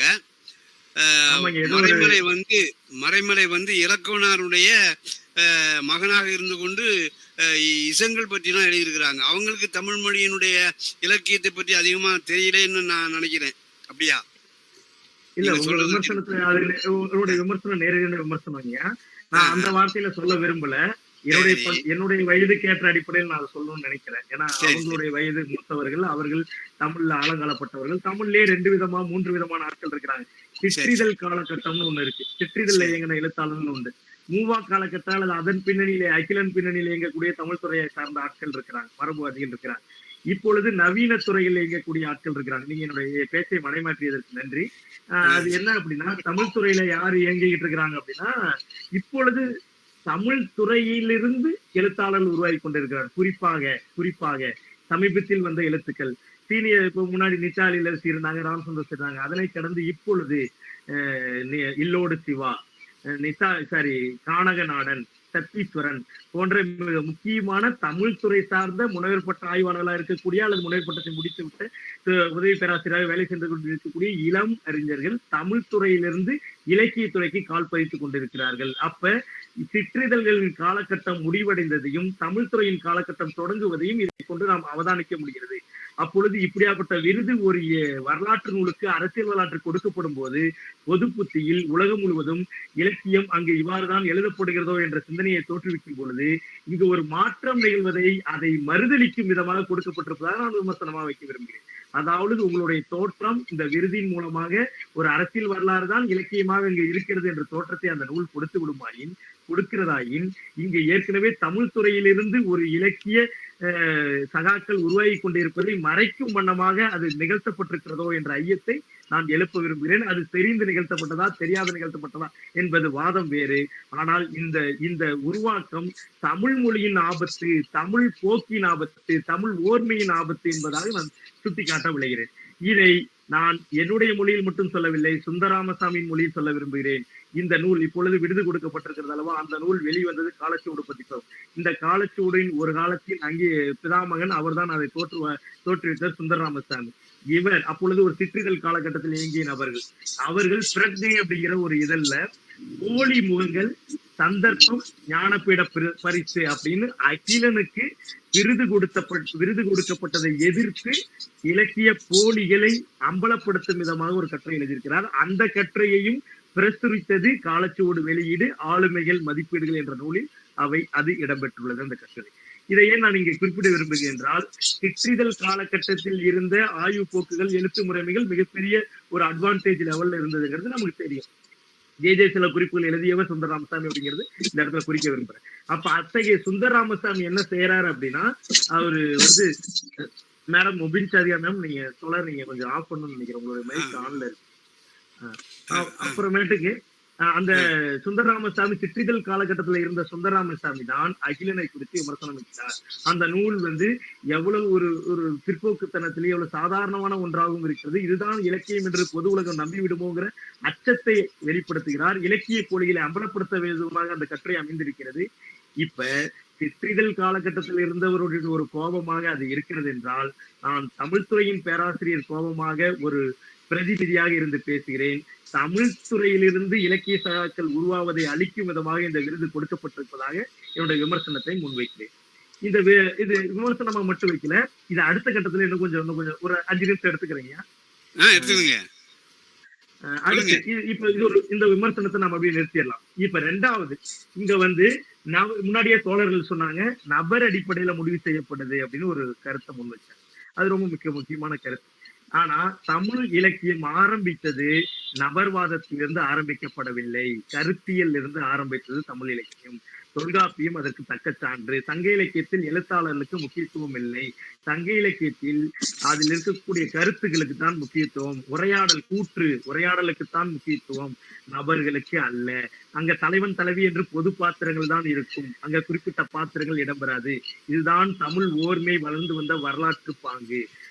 இப்படி இருந்த ஒரு தமிழ் ஓர்மையில நபரை முன்னிறுத்தி பேசுவது, உரையாடுவதுங்கிறது ஒரு பிராமணியத்தன்மையினுடைய ஒரு வெளிப்பாடு. இந்த பிராமணியத்தன்மை தான் யாருக்கு விருது கொடுக்க வேண்டும், எதற்காக கொடுக்க வேண்டும் என்ற பின்னணியில் அது இயங்குவதாக முன்னாடி சொன்ன தோழர்களோடு இணைச்சி என்னுடைய உரையை நீங்க புரிஞ்சுக்கலாம். அப்ப இந்த நபரை முன்னெடுத்தப்படுவது என்பது எது இலக்கியம் என்பதையும், நடைமுறையில் இலக்கியம் எவ்வகையில் வளர்ந்து வந்துள்ளது என்பதையும் மறைத்து விடுகிறது. இது பிராமணியத்தன்மையினுடைய ஒரு வெளிப்பாடு. இன்னைக்கு எங்கெல்லாம் பிராமணியத்தன்மை இருக்கிறது என்ற கேள்வி கேட்பவர்களுக்கு நான் பெரியாருடைய ஒரு கொட்டேஷன் சொல்ல விரும்புறேன். பெரியார் என்ன சொல்லுவார்னா, நீங்க கஷ்டப்பட்டு போராடி ஒரு வெற்றியை ஈட்டக்கூடிய தருவுல நீங்க அல்லது அந்த தீர்ப்பை வழங்கக்கூடியவனாக அந்த நீதிபதி உட்கார்ந்து இருப்பான் என்று பெரியார் தன்னுடைய ஒரு முக்கியமான ஒரு மேற்கோள்ல கையாண்டிருப்பார். அப்பொழுதுதான் அதுபோலத்தான் இங்க கஷ்டப்பட்டு இலக்கியத்தை வளர்க்கக்கூடியவர்கள் வளர்த்து கொண்டிருப்பார்கள். அந்த இலக்கியத்தை தீர்மானிக்கக்கூடிய இடத்தில் பிராமணர்கள் இருக்க மாட்டார்கள், பிராமணிய தன்மை கொண்டவர்கள் இருப்பார்கள் அப்படிங்கிற கொட்டேஷனோட நம்ம இணைத்து புரிந்து கொள்ளலாம். அப்ப இவங்களுக்கு எது இலக்கியங்கிறது தெரியல அப்படிங்கிறதா, அல்லது எது இலக்கியம் என்று தெரிந்து கொண்டே நபர் வாதத்தை முன்வைக்கிறார்களா அப்படிங்கிறதெல்லாம் பொதுவெளிக்கான விமர்சனமாக நான் முன்வைத்து விட்டு கடந்து செல்கிறேன். ஆக இங்க பிராமணியத்தன்மை மேலோங்குகிறது, கருத்தியல் அடிப்படையிலான ஜனநாயகத்தன்மை கீழே இறங்குகிறது அப்படிங்கிற ஒரு குற்றச்சாட்டை இரண்டாவதா வைக்கிறேன். மூணாவது, இண்டிபெண்டன்ட் பாடி. இது ஒரு இண்டிபெண்டன்ட் பாடி. இந்த இன்னைக்கு இருக்கக்கூடிய சுய அமைப்புகள் எல்லாமே அழித்தொழிக்கப்படுகின்றன அப்படிங்கிறது இன்னைக்கு இருக்க அரசியல் சூழலை அறிந்தவர்களுக்கு நான் விளக்க தேவையில்லை. இன்றைக்கு இருக்க சுயநீதி அமைப்புகள் அனைத்தும் அழித்தொழிக்கப்பட்டு அது நபர்வாயத்தை முன்னிறுத்தக்கூடிய பிராமணியவாதத்தால் ஆக்குபை பண்ணப்படுகிறது. அதற்கு நம் ராம்நாத் கோவிந்த் போன்றவர்கள் எப்படி ஒரு ஒற்றை தேர்தலுக்கு முன்னாடி இருந்து வேலை செய்வார்களோ அது போன்று நம்மளுடைய இலக்கிய சகாக்களே நமக்கு எதிராக மீன் தமிழ் மொழிக்கு எதிராக வேலை செய்து கொண்டிருக்கிறார்கள். அப்ப அவருடைய இண்டிபெண்டன்ட் பாடியை எப்படின்னா அவங்க அழிக்கிறாங்க. ஏன்னா நபர்வாதத்தை முன்னிறுத்தக்கூடிய இடத்தில், பிராமணியத்தன்மை முன்னிறுத்தப்படக்கூடிய இடத்தில் இண்டிபெண்டன்ட் பாடி எப்படி சுயமாக இயங்கும்? அப்புறம் மக்களுக்கான இலக்கியம் எப்படி அங்க காட்சிப்படுத்தப்படும், போர்ட்ரேட் பண்ணப்படும்? இப்ப மக்களுக்கான இலக்கியத்தை அல்லது சமூகத்துக்கான இலக்கியத்தை அல்லது மொழிக்கான இலக்கியத்தை அழிப்பதை பிராமணியத்தன்மை எப்பொழுதும் கை கொண்டிருக்கிறது. அது போன்ற தன்மையில் சாகித்ய அகாடமி இயங்குகிறதோ என்ற அச்சத்தை வெளிப்படுத்த விரும்புகிறேன். இது நமக்கான பிரச்சனை அல்ல, தமிழ் மொழிக்கான பிரச்சனை. தமிழ் மொழிக்கான பிரச்சனைங்கிறது ரொம்ப முக்கியம். ஏற்கனவே தமிழ் மொழிக்கான ஐடென்டிபிகேஷன் ஒரு குறிப்பிட்ட எழுத்தாளர் உலக அரங்கில் முன்னிலைப்படுத்துவதுங்கிறது ஒரு விமர்சனத்துக்குரியதா மாறிட்டு இருக்குது. ஏன்னா தெரியும், இந்த எழுத்தாளர் தமிழ் சூழலில் எந்த மாதிரி இருக்குது அப்படின்னு நான் கூப்பிட்ட எழுத்தாளர் சொல்றேன் அப்படின்னா, இதுதான் உலக எழுத்துங்கிறது. உதாரணத்துக்கு நான் சொல்றேன், இப்ப பெருமாள் முருகன் எழுத்து ஒரு காலகட்டத்தில் மிக முக்கியமான எழுத்து. நம்ம பெருமாள் முருகன் என்பது குறைச்சி மதிப்பீடுதான் நினைச்சிட்டு வேணாம், அது ஒரு எழுத்து. இப்ப அந்த எழுத்து தான் தமிழ் எழுத்து என்பதாக உலக அரங்கில் நிலை பெற்றுக் கொண்டிருப்பதை நாம் இருக்கிறோம். இது யாருக்கான ஆபத்து? குறிப்பிட்ட நபருக்கான ஆபத்து அல்ல, தமிழ் மொழிக்கான ஆபத்து. ஏன்னா தமிழ் மொழியில அதை விட சீரியஸான இலக்கியம் இருக்குது.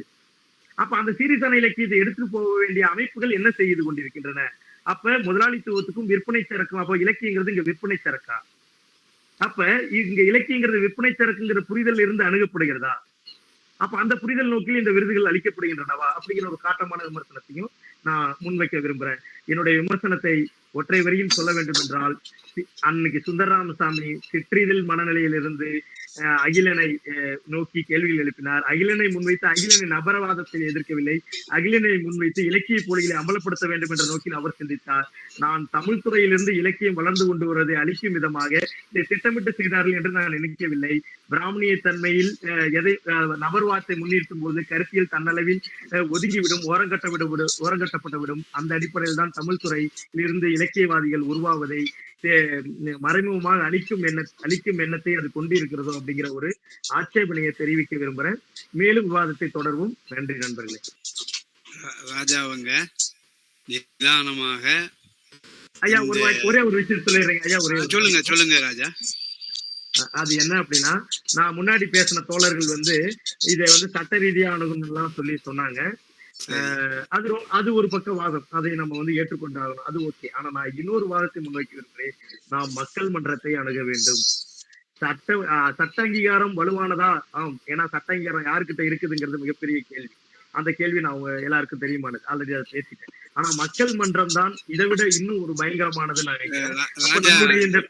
ராஜா, மக்கள் மன்றம் அப்படிங்கறது சொல்றீங்களே, மக்கள் மன்றம் அப்படிங்கறதனுடைய விரிவாக்கம் அதை பத்தி நீங்க சொன்னீங்கன்னா மற்றவங்களுக்கும் கொஞ்சம் ஓரளவுக்கு தெளிவு நோக்கி அவங்க பயணப்படலாம். மக்கள் மன்றம் அப்படிங்கிறது ஐயா, நம்ம எப்படி இன்னைக்கு அமைப்பியல் அடிப்படையில் இங்க மொழியால் ஆனவர்கள், நம்ம மொழியில் தான் ஒரு எல்லாமே இருக்கும் அப்படிங்க, மொழியை மொழியால் தான் எதிர்கொள்ள முடியும் அப்படிங்கிறது நமக்கு தெரியும். அது போல இங்க இருக்கிற மீடியாக்களை பயன்படுத்தி தான் தன்னுடைய விருதை உறுதிப்படுத்தி கொண்டிருக்கிறார் ஒரு விருதை வாங்கிய நபர். அதே மீடியாவை பயன்படுத்தி தான் ராமசாமி, இந்திரன், ரியாஸ் குரானா போன்றவர்கள் தங்களுடைய எதிர்ப்புகளை பதிவு செய்து கொண்டிருக்கிறார்கள். ஊடகம் ஒண்ணுதான், அவங்களுடைய செயல்பாடு கருத்தியல் தளம் வேறு. அதே போன்றுதான் அதே மக்கள் மன்றம், சமூக ஊடகங்கள் அல்லது இப்போ சமீபத்துல ஒரு இப்படி சொல்லிடுறேனே, ஒரு கருத்தியல் நிலையில ஒன்றுபடக்கூடியவர்கள். இந்த விருது தமிழ் மொழிக்கான பேராபத்து அப்படிங்கிற ஒரு சிந்தனை கொண்டவர்கள் அனைவரும் இணைந்து அதை ஒரு கடிதமாக மாற்றி, அந்த கடிதத்தில் அனைவருடைய ஒப்பத்தையும் அனுமதியும் பெற்று அவர்களுடைய பெயர்களை முன்மொழிந்து அதன் அடிப்படையில் நம்ம அதை ஒரு செய்தியாக மாற்றி, அந்த செய்தியை எல்லோருடைய கவனத்தில் சமூக மீடியாக்கள், நியூஸ் பேப்பர்ஸ், மற்ற விஷயங்கள் வழியாக ஒரு சமூக விழிப்புணர்வை ஏற்படுத்துவது. ஏனென்றால் சமூக விழிப்புணர்வு மட்டுமே அடுத்த டைம் இந்த விருது கொடுப்பதை மாற்றி அமைக்கக்கூடிய சக்தி படைத்தது என்பதாக நான் நம்புகிறேன். நீதிமன்றம் என்பது அது எல்லோருடைய பார்வைக்கும் செல்லும் என்பதை விட இதுதான் எல்லோருடைய பார்வைக்கு செய்யும், எல்லோருடைய மனசாட்சியையும் அது உழுக்கும் என்பதாக நான் நினைக்கிறேன். இது ஒரு வகை கருத்து தான். அதனால முன்னாடி சொன்ன உள்ள கருத்தை நான் மறுதளிக்கிறேன் என்பது பொருள் அல்ல. அதனுடைய நீட்சியா இப்படி ஒரு பாதையும் இருப்பது என்பதை சுட்டிக்காட்ட விளைகிறேன். நன்றி. நல்லது. ராஜா அவங்க கடைசியில இந்த மக்கள் மன்றம் அப்படிங்கிற போது நீதிமன்றம், மக்கள் மன்றம் அப்படிங்கிறது, நீதிமன்றம் அப்படிங்கிறது நம்முடைய கருத்துக்கள் சொல்லக்கூடிய ஸ்பேஸ் அப்படிங்கிறத அவர் இது பண்றாரு. மக்கள் மன்றம் அப்படிங்கிற போது அதை விட கூடுதலான ஒரு பரப்பளவு உடைய போது ஒரு ஒரு என்ன சொல்றது, ஒரு விழிப்புணர்வு, அவேர்னஸ் அப்படிங்கிறது இந்த எந்த மாதிரியான விருதுகளுக்கு ஒரு பொதுவான ஒரு இலக்கிய அங்கீகாரம் கொடுக்கக்கூடிய அமைப்பிலிருந்து யாருக்கு கொடுக்கப்படுகிறது, அதனால் அந்த மொழிக்கு ஏற்படக்கூடிய பின் விளைவுகள் என்னென்ன அப்படிங்கிறதெல்லாம் ரொம்ப ஒரு யோசிக்கக்கூடிய வகையிலே இது வரைக்கும் பேசணுங்க. 4 பேருமே நமக்கு சொன்னாங்க. கடைசியா ஒருத்தர் நமக்கு இருக்கிறாரு. அவர் இருக்கிறாரா வந்திருக்கிறாராங்கிறத பார்த்துட்டு நாம கலந்துரையாடலை சொல்லுவோம். பேராசிரியர் ராமச்சந்திரன், ஊத்தங்கரை கல்லூரியை சார்ந்திருக்கக்கூடிய பேராசிரியர். அவரு பேசுறேன் அப்படின்னு சொல்லியிருந்தாரு. அதனால அவர் இருக்கிறாரா, எப்படி வந்திருக்கிறாரா? வந்திருந்தாரா? வந்திருப்பாரு. அவர் வராதனால பின்னால ஒருவேளை வந்தால் அவருடைய கருத்துக்கள் நாம சேர்த்துக் கொள்ளலாம். இப்போ சாதிகா அவர்கள் ஏதோ சொல்ல அப்போதே வச்சு கேட்டுட்டு இருக்கிறாங்க. உங்க கருத்தை சொல்லுங்கம்மா. சாதிகா, முபீன் சாதிகா இல்லையா? இல்லைண்ணா, அவங்க வர்றதுக்கு வேற தாமதமா இருந்ததுன்னா நீங்க சொல்லலாம். வேற மறுபடியும் நம்ம ஒரு கலந்துரையாடல சொல்லலாம். என்னென்ன நம்ம சொல்லணும்னு நினைக்கிறோமோ திருநாவுக்கரசுல இருந்து பங்கேற்பாளர்கள் கூட இந்த இதுவரைக்கும் சொல்லப்பட்ட கருத்து தான் தமிழ் மொழியினுடைய இலக்கியத்துவத்தை பற்றி அதிகமாக அக்கறை கொண்டிருக்கக்கூடியவர்கள் கவனத்தில் கொள்ள வேண்டியவை. இதை ஒட்டி நாம அடுத்த படியில என்ன மாதிரியாக நம்முடைய செயல்முறை திட்டங்களை வகுக்கலாம் அப்படிங்கிறத பார்க்கலாம். இப்ப நம்ம நிறைய பேர் மனசுல சந்தேகம் இருக்கிறது. இப்ப ராஜாஜிக்கு விருது கொடுத்திருக்கிறாங்க, அதுக்கப்புறம் தோமுசிக்கு விருது கொடுத்திருக்கிறாங்க, அதுக்கப்புறம் இவருடைய தீகா சிவசங்கரனுக்கு கொடுத்திருக்கிறாங்க. இது எல்லாம் ஏதோ ஒரு பொதுமையான தன்மையாக நமக்கு தென்பட்டாலும் அது இலக்கியத்தோடு தொடர்புடையதாக இருக்கிறதுனால அதை நாம என்ன செய்ய முடியும், அது இதை போல முற்றிலும் விலக்கி வைக்க முடியாது. சாதிகா வந்துட்டாங்க, நீங்க சொல்லுங்கம்மா. அவங்க பேசிட்டு ஒரு 5 நிமிஷத்துல வந்துடுறேன். இல்ல இப்ப வரலையா நீங்க? இப்போ அடுத்தாப்புல நமக்கு வேற யாராவது நீங்க அரசோ அல்லது முத்தையனோ அல்லது ராஜாவோ மீண்டும் தங்களுடைய கருத்துக்களை ஒரு கருத்து நீங்க தொடர்பாக இதற்கு முன்னாடி அதுல நம்ம விதிமுறையில இலக்கியம் அல்லது திறனாய்வுகளுக்கு கொடுக்கப்படலாம்னு சொல்லியிருக்காங்க. நம்ம மூவாவுடைய இலக்கிய வரலாறு கூட கொடுக்கப்பட்டிருக்கு, நமக்கு எல்லாருக்கும் தெரியும். அப்ப இதுக்கு முன்னாடி கொடுக்கப்பட்ட விருதுகள் அனைத்துமே ஏதோ ஒரு வகையில இலக்கியத்தோடு இணைந்து இருந்ததுன்றது ரொம்ப முக்கியமானது. அது வரலாற்று அறிவோட வரலாற்று இலக்கிய வரலாறா இருக்கலாம், இலக்கிய திறனாய்வா இருக்கலாம், முற்றிலும் இலக்கிய வயப்பட்ட நூலாக இருக்கலாம், இப்படி இருக்கலாம். சிறுகதை தோற்றம் வளர்ச்சி இது மாதிரி கூட கொடுத்திருக்கிறாங்க, நமக்கு அது தெரியும். இதெல்லாம் இலக்கியத்தோடு ஏதோ ஒரு கணக்கில் இல்லை. ஆனா நான் இந்த நூலை நான் படித்தேன். இந்த நூலை நான் படிக்கும் போது அதுல முழுக்க ஒரு அரசியல் வரலாற்று நூல். வஉசி இலக்கியத்துக்காக நிறைய பங்களிப்பு செஞ்சிருக்காரு, சரிங்களா? வஉசி நம்ம திராவிட தமிழ் தேசம் கலையாடுல வஉசியை கட்டமைக்கிறது தமிழ் தேச பின்னணியில திராவிட பின்னணியில வேற மாதிரி கட்டமைப்பாரு தமிழ் தன்னுடைய நூல்ல. இப்ப வஉசியுடைய பதிப்பு பணியும் உரை பணியும் ரொம்ப முக்கியமானது. நம்ம அதை எழுதியிருந்தா அதுக்கு நம்ம கவனப்படுத்தும் போது நம்ம அதுக்கு ஒரு சிக்கல் இல்லை. ஆனா இது முழுக்க அரசியல் தரவுகள் அடிப்படை, அதாவது தரவுகள் அடிப்படையில் அரசியல் வரலாற்றை வரைவு செய்த ஒரு நூல். இதை முழுக்க இலக்கிய அகாடமிக்கும் அரசியல் வரலாற்றுக்கும் என்ன சம்பந்தம் அப்படின்னு ஒரு மிகப்பெரிய கொஸ்டின் இருக்குல்ல. அப்ப இலக்கியத்தின் தடத்தை, இலக்கிய விருதின் தடத்தை திசை மாற்றுகிற விருதாக இதை நாம் பார்க்க வேண்டும். இந்த திசை மாற்றல் ஏன் இப்ப நம்ம விமர்சிக்கிறோம் அப்படி கேள்விக்கு பதில் சொல்லுவோம். ஏன்னா இலக்கிய தரத்தை திசை மாற்றி விட்டால் அப்ப இது ஒரு ரோல் மாடலா எடுத்துட்டு அடுத்த ஜெனரேஷன் போகும்போது அடுத்த இது ஒரு மாடல், இது ஒரு மாடல் சொல்றோம்ல. இதை நம்ம முக்கியமான ஆபத்தை நான் எது நினைக்கிறேன்னா, புதிய மாடல்களை உருவாக்குவதை விட புதிய மாடல்கள், அதாவது ஜனநாயக மாடல்களை உருவாக்குவதை விட ஜனநாயகத்துக்கு எதிரான மாடல்களை உருவாக்குவதை நான் மிகவும் ஆபத்தானதாக. இப்ப இலக்கிய அகாடமிங்கிறது ஒரு ஏற்கனவே பழைய நூலுக்கு ஏதாவது கொடுத்திருக்கிறாங்க. இப்ப இமயத்தில் செல்லாத பணத்தை கூட அவர் வந்து முத்தையன் தோழர் சொல்வது போல நிறைய பிராமணிய தன்மை கொண்ட எழுத்துக்களுக்கு கொடுக்கப்படுகிறதோ என்ற ஐயத்தை நான் எழுப்புகிறேன் அப்படின்னு முத்தையன் தோழர் சொன்னார். அது ரொம்ப முக்கியமான விஷயம். இது போன்று குறைந்தபட்சம் அந்த இலக்கியம் எழுதப்பட்ட விதத்தை நம்ம விமர்சிக்கிறோம், அது வேற. ஆனா முழுக்க முழுக்க இலக்கியத்தின் தடத்திலிருந்து விளக்கப்பட்ட ஒரு நூலுங்கிறது தவறான மாடல். இந்த தவறான மாடல் என்ன ஆகும்னா அடுத்து விருது கொடுப்பதற்கான ஒரு கால்கோலாக மாறிவிடும். எது நீதித்துறையில ஒரு தீர்ப்பு கொடுத்துட்டா அது சட்ட அங்கீகாரம் பெற்றதாக அர்த்தம். அது என்ன ஆகும்னா அந்த விருதை காரணம் காட்டி அந்த தீர்ப்பை காரணம் காட்டி அடுத்தடுத்த தீர்ப்புகள் ரோல் மாடலா உருவாக்கிட்டே இருக்கும். இது ஜனநாயகத்துக்கு பேராசை. அது போலத்தான் சாகித்ய அகாடமியினுடைய இந்த விருது முன்மாதிரியாக அமைந்து விட்டால், விமர்சனம் இன்றி ஏற்றுக்கொள்ளப்பட்டு விட்டால், அது தமிழ் துறைக்கு பேராபத்தாக மாறி இது போன்ற பல நூல்கள் அங்கீகரிக்கப்படக்கூடிய சூழல் உருவாகிவிடும். இது மிகவும் பேராபத்து அப்படிங்கிறத நம்ம வந்து சுட்டிக்காட்டதான் இந்த கூட்டத்தை நடத்துறோங்கிறது பொதுவெளியில் இருப்பவர்கள் புரிந்து கொள்ள வேண்டும். இந்த கூட்டத்தை நபர்வாதமாக உங்களுடைய நபர்வாத தன்மை பிராமணிய தன்மை சார்ந்த சூழ்நிலையை வைத்து புரிந்து கொள்ளாமல் கருத்தினில் வைத்து புரிந்து கொள்ளுமாறு அன்புடன் கேட்டுக்கொள்கிறேன். நல்ல ஒரு அருமையான ஒரு வேண்டுகோள் வைக்கிறாரு. இது ஏதோ ஒரு தனிப்பட்ட ஒருவருடைய இது அல்ல, பொதுவாகவே தமிழ் மொழி பிற மொழிகளோடு ஒப்பிடுகிற ஒரு சூழல். இலக்கியத்துவம் அப்படிங்கிறத பற்றிய மக்கள் மன்றம் வந்து என்ன மாதிரியாக ஒரு புரிதலை ஏற்படுத்தி கொள்ள வேண்டும், அதை நோக்கிய நம்முடைய பயணம், இவையெல்லாம் தான் வெளிப்படையாக தெரியாமல் மறைந்து நிற்கக்கூடிய, மறைமுகமாக நாம் சொல்லி கொண்டிருக்கக்கூடிய விஷயங்கள். அதை ராஜா அவங்க நம்ம தெளிவாகவே வெளிப்படுத்தி இருக்கிறாங்க. இப்போ முபின் சாதிகா அப்போ வந்தாங்க, இப்பவுமே இருக்கிறாங்க. ஏதாவது சொல்லணுமாம்மா? சொல்லுங்க. பக்காசியினுடைய விருதுகள் அறிவிக்கப்பட்டிருக்கு இங்க. அதில் பொற்கி கலைஞர் பொற்கி என்ற பெயரில் அந்த விருதுகள் வழங்கப்படுகிறது. நவீன இலக்கியத்திற்கு இதுவரை எந்த ஒரு நூலையும் எழுதாத பர்வீன் சுல்தானாவுக்கு கொடுக்கப்பட்டிருக்கிறது. எப்படி அந்த துணிவு வருகிறது பாருங்கள். இப்படி ஒரு ஆய்வு நூலுக்கு சாகித்ய அகாடமியே கொடுக்கும் போது எந்த ஒரு நவீன இலக்கியத்தையும் எழுதாத ஒருவருக்கு ஏன் கொடுக்க கூடாது என்ற துணிவு எப்படி வருகிறது பாருங்க. இதைத்தான் சொல்ல வந்தேன். இது வந்து ஒரு ஒரு மாடலை செட் பண்ணி விட்டது. ஒரு இப்படி செய்யலாம், இனிமேலும் வருபவர்கள் அப்படி செய்யலாம் என்ற ஒரு நிலையை இது ஏற்படுத்தி விட்டது. அதை தடுக்கும் வகையில் நாம் ஒரு முயற்சியை மேற்கொள்ள வேண்டும். ராஜா சொன்னது போல நிச்சயமாக ஒரு சமூக ஊடகங்களில் இதை பற்றி பேசலாம். ஆனால் நாம் இப்படி பேசினால் யாரும் அதை பார்க்க மாட்டார்கள். நமக்கு ஏதோ பொறாமை இருக்கிறது அந்த ஆளுமை மீது, அதனால் அப்படி பேசுகிறோம் என்றுதான் நினைப்பார்கள்.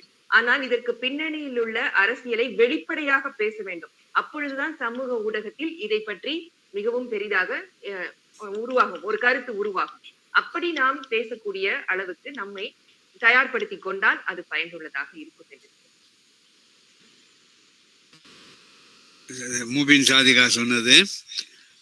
நாம் ஏதோ ஒரு ஸ்கிரீனுக்குள்ள உட்காந்துக்கிட்டு பேசிக்கிட்டே இருக்கிறோம், கேமரா ரூமுக்குள்ள உட்காந்து பேசிக்கிட்டு இருக்கிறோம் அப்படிங்கிற எண்ணம் தான் பலருக்கு இருக்கும்.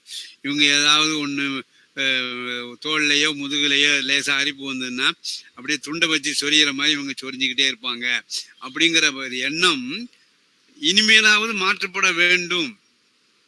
இங்கேயும் இந்த மாதிரியான சீரியஸ் ஒரு இலக்கிய புரிதல் ஏற்பட வேண்டும் அப்படிங்கிறத அவங்க அண்மையில நிகழ்ந்திருக்கக்கூடிய இதில் நீங்க பார்க்குறோம். இதுக்கு மறுபடியும் நம்ம தமிழ் சமுதாயத்தை பற்றி அந்த திரள் கூட்டம்னு சொல்ல முடியல, மாஸ் அப்படிங்கிற தமிழ் மாஸ் அப்படிங்கிறது, அந்த மாஸ் அப்படிங்கிற சர்க்கிளை ஒட்டி கொண்டிருக்கக்கூடிய கல்வி புலம் சார்ந்த அவர்களை பற்றி எல்லாமே நாம் விவாதிக்கணும். இதுக்கு இன்னொரு என்ன ஒரு பெரிய ஒரு இடையூறு இருக்குன்னா, இங்கே நம்ம தமிழ்நாட்டில் இருக்கக்கூடிய ஆங்கில துறை சார்ந்து இருக்கக்கூடிய பேராசிரியர்கள் இருக்காங்க பார்த்தீங்களா, அது கூட நம்ம விவாதிக்க வேண்டியதுதான். பிற மொழிகள் நீங்க பார்த்தாச்சுன்னா துணைவேந்தர்களாக இருக்கக்கூடியவர்கள் அல்லது ஆங்கிலத்தில் ஒரு புலமை பெற்று ஆங்கிலத்துறை பேராசிரியர்களாக இருக்கக்கூடியவர்கள் தங்களுடைய தாய்மொழியிலே வந்து உயர்வு வர வேண்டும் என்பதற்காக தாய்மொழியில படைக்கிறார்கள். ஆனா இங்க வந்து என்ன ஆகிறது, ஒரு அந்நியமாதல் அப்படிங்கிற தன்மை நம்மளை வந்து ஒரு ஏதோ ஒரு சாக்கடை பக்கத்தில் இருக்கக்கூடிய மண்புழு நெடிகிற மாதிரி தான் அந்த தமிழ் துறையினரை கல்வி புலத்திலே வேலை பார்க்கக்கூடிய ஆங்கில துறையினர் ஏன் பார்க்குறாங்க, இதுக்கான உளவியல் என்ன அப்படிங்கிறதெல்லாம் நம்ம யோசிக்க வேண்டி இருக்கிறது. 1-2 பேர் இருக்கிறாங்க, ஆனாலும் அவங்க சாதிகா சொன்ன மாதிரி ஒரு விதிவிலக்குகளாகத்தான் இருந்து கொண்டிருக்கிறார்கள் ஒழிய நேரடியாக தமிழ் மொழியினுடைய இப்ப இதே இதை இந்த வெளியிட்ட இந்த பிரதியை ஆங்கிலத்துல மொழிபெயர்த்தார்கள் என்று சொன்னால் பிற அந்த ஜூரிகள், பிற மொழியில் இருக்கக்கூடிய ஜூரிகள் ஒரு ஏன் அவன்லாம் அப்படி கொடுக்குறான், நாம இப்படி கொடுத்துட்டோமே அப்படின்னு அவங்க கூட என்ன செய்யலாம், திசை மாறுவதற்கு ஒரு வாய்ப்பாக போய்விடும்.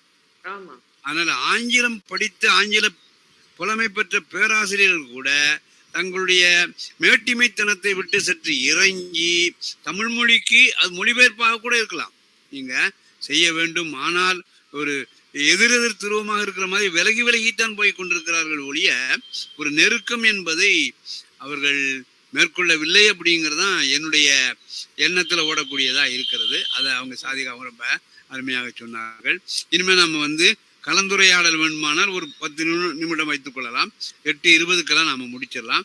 வேறு யாராவது இதுவரைக்கும் விவாதித்த கருத்துக்கள் போக புதிதாக நீங்கள் இந்த விருது பற்றிய எண்ணங்களை நீங்க பகிர்ந்து கொள்வீர்களானால் நன்றாக இருக்கும் என்று நான் சொல்கிறேன். ஒரு 10 நிமிடம் இல்லைன்னு சொன்னா நாம என்ன செய்யலாம், நிகழ்ச்சியை ஓரளவுக்கு நாம முழுமையாக ஆளை பற்றி இல்லாமல் அந்த பிரதி என்று சொல்லக்கூடிய அகத்தை சுற்றி வரக்கூடிய புறம் இவற்றை எல்லாமே நாம ஆள் அப்படிங்கிறத முன்னிலைப்படுத்தாமல் அந்த ஆளுக்கு பின்னாலே இருக்கக்கூடிய கருத்துக்களைத்தான் நம்ம விவாதித்து கொண்டிருக்கிறோம். இப்ப யாராவது சொல்லணும்னு சொன்னா நீங்க சொல்லலாம்.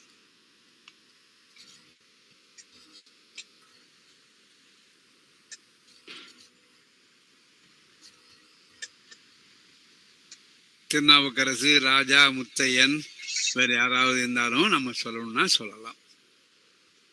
இதற்கிடையில இன்னொரு சின்ன ஒரு அறிவிப்பு.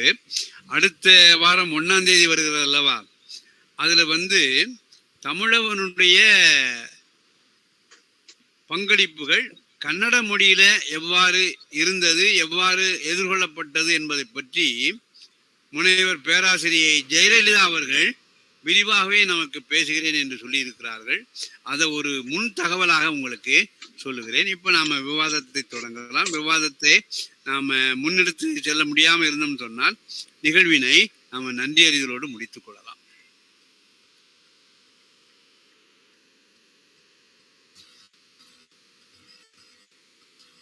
இல்ல முன் வராத ஒரு காரணத்தினாலே நாம ஓரளவுக்கு, அதாவது எந்த விதமான ஒரு சார்பும் இல்லாமல் நிதர்சனமாக சாகித்ய அகாடமியினுடைய விருது பெறுவதற்கான விதிமுறைகள், அந்த விதிமுறைகளில் இருக்கக்கூடிய விதிவிலக்குகள், அந்த விதிவிலக்குகள் எல்லாம் தாண்டி சென்ற ஒரு பிரதிக்கு இந்த கிரவுண்ட் லிஸ்ட்ல இருக்கக்கூடிய 10 பேர் எப்படி முன்மொழிந்தார்கள், அல்லது இந்த 10 இலக்கியங்களை படித்திருக்கக்கூடிய 10-11 இலக்கியங்களை படித்திருக்கக்கூடிய அந்த ஜூரிகள் இது பற்றி விவாதிக்கவில்லையா, அல்லது இந்த 3 பேர் ஜூரிகள் விவாதித்த ஒன்றை தமிழ் மொழியினுடைய ஒரு முக்கிய தலைமையிலே இருக்கக்கூடிய சாகித்ய அகாடமியுடைய பொறுப்பாளராக இருக்கக்கூடியவர்கள் இது பற்றி கவனம் செலுத்தவில்லையா, இனிமேலாவது கவனம் செலுத்த வேண்டும் என்கின்ற வேண்டுகோளோடு பங்களித்த, பகிர்ந்து கொண்ட சொல்லுங்க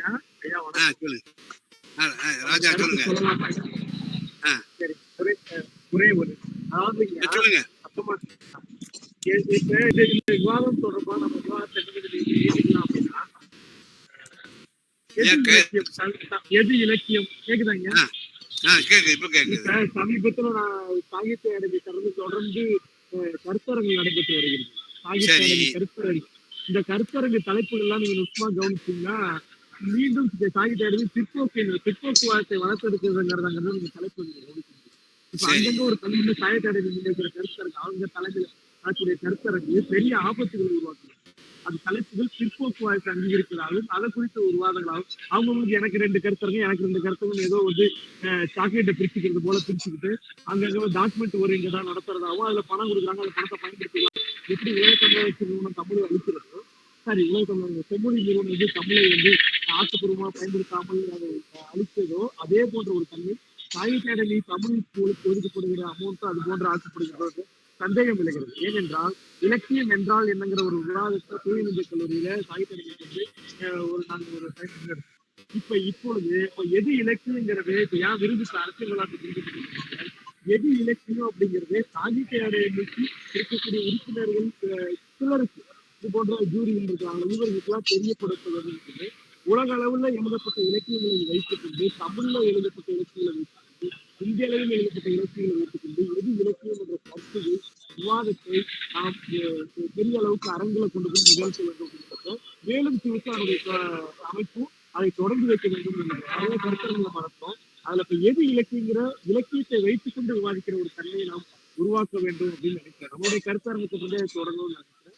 இது ரொம்ப காலத்துக்கு தேவையான ரொம்ப அதாவது இலக்கியம் எது இலக்கியங்கிற ஒரு ஓர்மை இருந்தால்தான் இலக்கியத்துவம் பொதிந்திருக்கக்கூடிய படைப்புகள் எது, விருதுக்குரிய படைப்புகள் எது என்றெல்லாம் அவங்க வித்தியாசப்படுத்தி தெரிந்து கொள்ள முடியும். அடிப்படையான ஒரு ஒன்றை பற்றி விவாதிக்க வேண்டும் என்று சொல்லியிருக்கிறார்கள். ஒரு 10-15 நாள் நீங்க இடைவெளி கொடுத்தீங்கன்னா அதனுடைய முழு பரிமாணத்தை நாம அறிந்து கொண்டு அதை பொதுவெளிக்கு எப்படி கொண்டு செல்லலாம் அப்படிங்கிறத நம்ம ஏற்பாடு பண்ணலாம். அதுல ஒன்றும் எந்த விதமான ஒரு இடையூறும் கிடையாது. அதை நம்ம பின்னாலே யோசிக்கலாம் என்று சொல்லி இதுகாரும் ஒரு சார் நான் ரமேஷ் பேசுறேன். நாம சொன்ன கருத்தினுடைய அடுத்த ஸ்டெப்புக்கு தான் போகணும். நீங்க என்ன செய்யக்கூடாது, யாருமே இனிமேல் பின் இழுத்து கொண்டு வரக்கூடாது அப்படிங்கிறது ஒரு கருத்தை மாத்திரம் நான் சொல்லிடுறேன். சொல்லுங்க சார். வணக்கம். நான் வேற ஒரு வேலையா இருந்ததுனால இப்ப இது குறுக்கிட முடியல, இடையில தான் வந்தேன். இந்த விருது சம்பந்தமான விஷயங்களை எல்லாரும் பேசுனதை நான் கொஞ்சம் விட்டு விட்டு கேட்டுச்சு எனக்கு. இப்போ இன்னைக்கு உள்ள கல்வியையும் இந்த விருதையும் சிணைச்சு ஒன்று ரெண்டு மட்டும் பேசுறேன். அதாவது இப்போ உள்ள மாணவர்கள் எதுவுமே தெரியாம உள்ள வாரான், எதுவுமே தெரியாம வெளியில போறான். காலேஜ்ல என்ன டிகிரி படிக்கிற அப்படின்னு என்ன படிக்கிறேன்னு கேட்டா ஏதோ ஒரு டிகிரியை சொல்றான், நான் இலக்கியம் படிக்கிறேன், இங்கிலீஷ் படிக்கிறேன் அப்படின்னு சொன்னாலும் அன்னைக்கு எல்லாருமே சகஜமா என்ன பேச ஆரம்பிக்கிறாங்கன்னா ரெகுலரா இர்ரெகுலரா அப்படின்றது மாதிரி ஆயிப்போச்சு. அதாவது மாணவர்கள் ரெகுலர் காலேஜில் அட்மிஷன் போடுறான், கல்லூரிக்கே வரிய புரியாம வேற ஏதோ ஒரு பணியை செஞ்சுக்கிட்டு வருமானத்தை ஈட்டிக்கிட்டு அவங்க எக்ஸாம் மட்டும் அட்டன் பண்ணி நிறைய மார்க்கு பார்த்து எழுத வைக்கிற அளவுக்கு கல்லூரியெல்லாம் கொண்டு வந்துட்டாங்க. ஸோ ஒரு தேசத்தினுடைய எதிர்காலம் அவன் படிக்கும் வகுப்பறைகளிலே தீர்மானிக்கப்படுகிறது அப்படின்னு கோத்தாரி என்ற ஒரு கல்வியாளர் சொன்னதாக நீங்க எல்லாம் கேள்விப்பட்டிருப்பீங்க. இப்போ ஒரு கல்வியை சிதைச்சிட்டாலே எல்லாமே அடியாயிரும். ஸோ அந்த மாதிரி இன்னைக்கு இலக்கியத்துக்கு ஒரு விருதோ ஒரு இதோ பண்றாங்க அப்படின்னா அதுல எல்லாரும் சொன்ன மாதிரி ஜாதி மதம் இதெல்லாம் துணையா இருக்கு. இன்னைக்கு வேலை பார்க்குறவங்கள திறமையானவங்கள்லாம் நிறைய பேர் வெளியில இருக்கிறாங்க, திறமை இல்லாதவங்க பணம் இருக்கிறவங்க அதுக்காக முக்கியமான இது இருக்கிறவங்க தான் உள்ள வர்றாங்க. அது மாதிரி இலக்கியத்தை எப்படி இன்னைக்கு விருதுகள் எல்லாமே பார்த்தீங்கன்னா அப்ளை பண்ணி வாங்குறது தான் அப்படின்றது மாதிரி தான் இருக்கு. ஒரு நல்லாசிரியர் விருதா இருந்தா நல்லாசிரியர்ன்றது அவருக்கு கொடுக்கக்கூடிய அவருக்கு தன்னால் வரக்கூடியதா இருக்கணும். ஆனால் விண்ணப்பிச்சு அதுக்கு ஆள் பலம் பணபலம் இருந்தால் அந்த விருது கிடைக்குது. ஒரு நல்ல கவிஞர் அப்படின்னா அதுக்கான விருது அரசிட்ட இருந்து கிடைக்குன்னா அதையும் வாங்குறது மாதிரி தான் இருக்கு. சமீபத்தில் கிட்டத்தட்ட நமக்கு தெரிய இந்த இலக்கிய தடங்கள்ல நம்ம மேலும் இலக்கிய அமைப்பு நான் படிக்கிற காலகட்டத்திலே அதுக்கான பணிகள் படிக்கிற காலகட்டத்திலே ஐயா கேக்குதா ஐயா? கேக்குது. படிக்கும் பொழுதே கிட்டத்தட்ட மேலும் சிவசு அப்படின்ற அந்த ஒரு இலக்கிய பத்திரிகை விமர்சன பத்திரிகை எல்லாம் மிகப்பெரிய அளவுல பேசப்பட்ட ஒரு பத்திரிகை.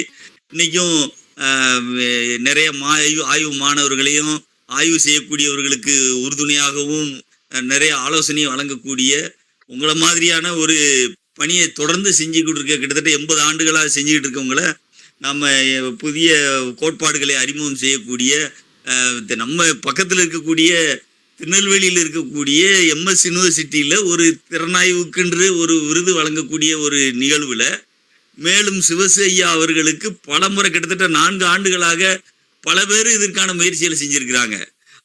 ஆனால் விருதை சம்மந்தப்பட்டவர் அப்ளை பண்ணக்கூடிய அந்த சிவசு ஐயா அதை செய்யலை. ஆனால் சுற்றி இருக்கக்கூடிய பேராசிரியர்கள் அவர்கிட்ட படித்தக்கூடிய மாணவர்கள் இன்னைக்கு வரைக்கும் இலக்கிய தடங்கள்ல தடம் வச்சுக்கிட்டு இருக்கிறாரு, விமர்சனம் செஞ்சுக்கிட்டு இருக்காரு, ஆய்வு மாணவர்களை உருவாக்கிட்டு இருக்கிறாரு, ஆராய்ச்சி சம்பந்தமான பணியை செஞ்சுட்டு இருக்கிறாரு, புதிய கோட்பாடுகளை அறிமுகம் செய்துட்டு இருக்கிறாரு அப்படின்னு பல பேர் முன் வச்சும், ஆனா அந்த விருதை வந்து பக்கத்துல இருக்கக்கூடிய ஐயாவை பத்தி முழுமையாக தெரிந்த எத்தனையோ பேர் இருந்தும் இதை வாங்கி இவருக்கு தன்னால கிடைக்கல. அது பல ஒவ்வொரு ஆண்டும் வேற வேற ஆளுகளுக்கு விருது கொடுக்கும் பொழுது இதே மாதிரிதான் மேல இருக்கக்கூடிய அந்த சாகித்ய அகாதமி விருது. ஐயா, நான் அவரை பத்தி எனக்கு எதுவுமே தெரியாது, அவர் என்ன பணி செஞ்சிருக்கிறாரு என்னன்றதெல்லாம் நான் கேள்விப்படலை. ஆனா இலக்கியத்துல வந்து உண்மையான பணி செய்யக்கூடியவர்களுக்கு கிடைக்கிறது மாதிரி இல்லை, வாங்குறாங்க. பிஹெச்டி பட்டம் வாங்கணுமா, பணம் இருந்தா வாங்கிடலாம், படிச்சா வாங்குறத ஆய்வு செஞ்சா கிடையாது. பணம் இருந்தா பட்டம் கிடைக்குது, பணம் இருந்தா மேல மேல அடுத்தடுத்து கிடைக்குது.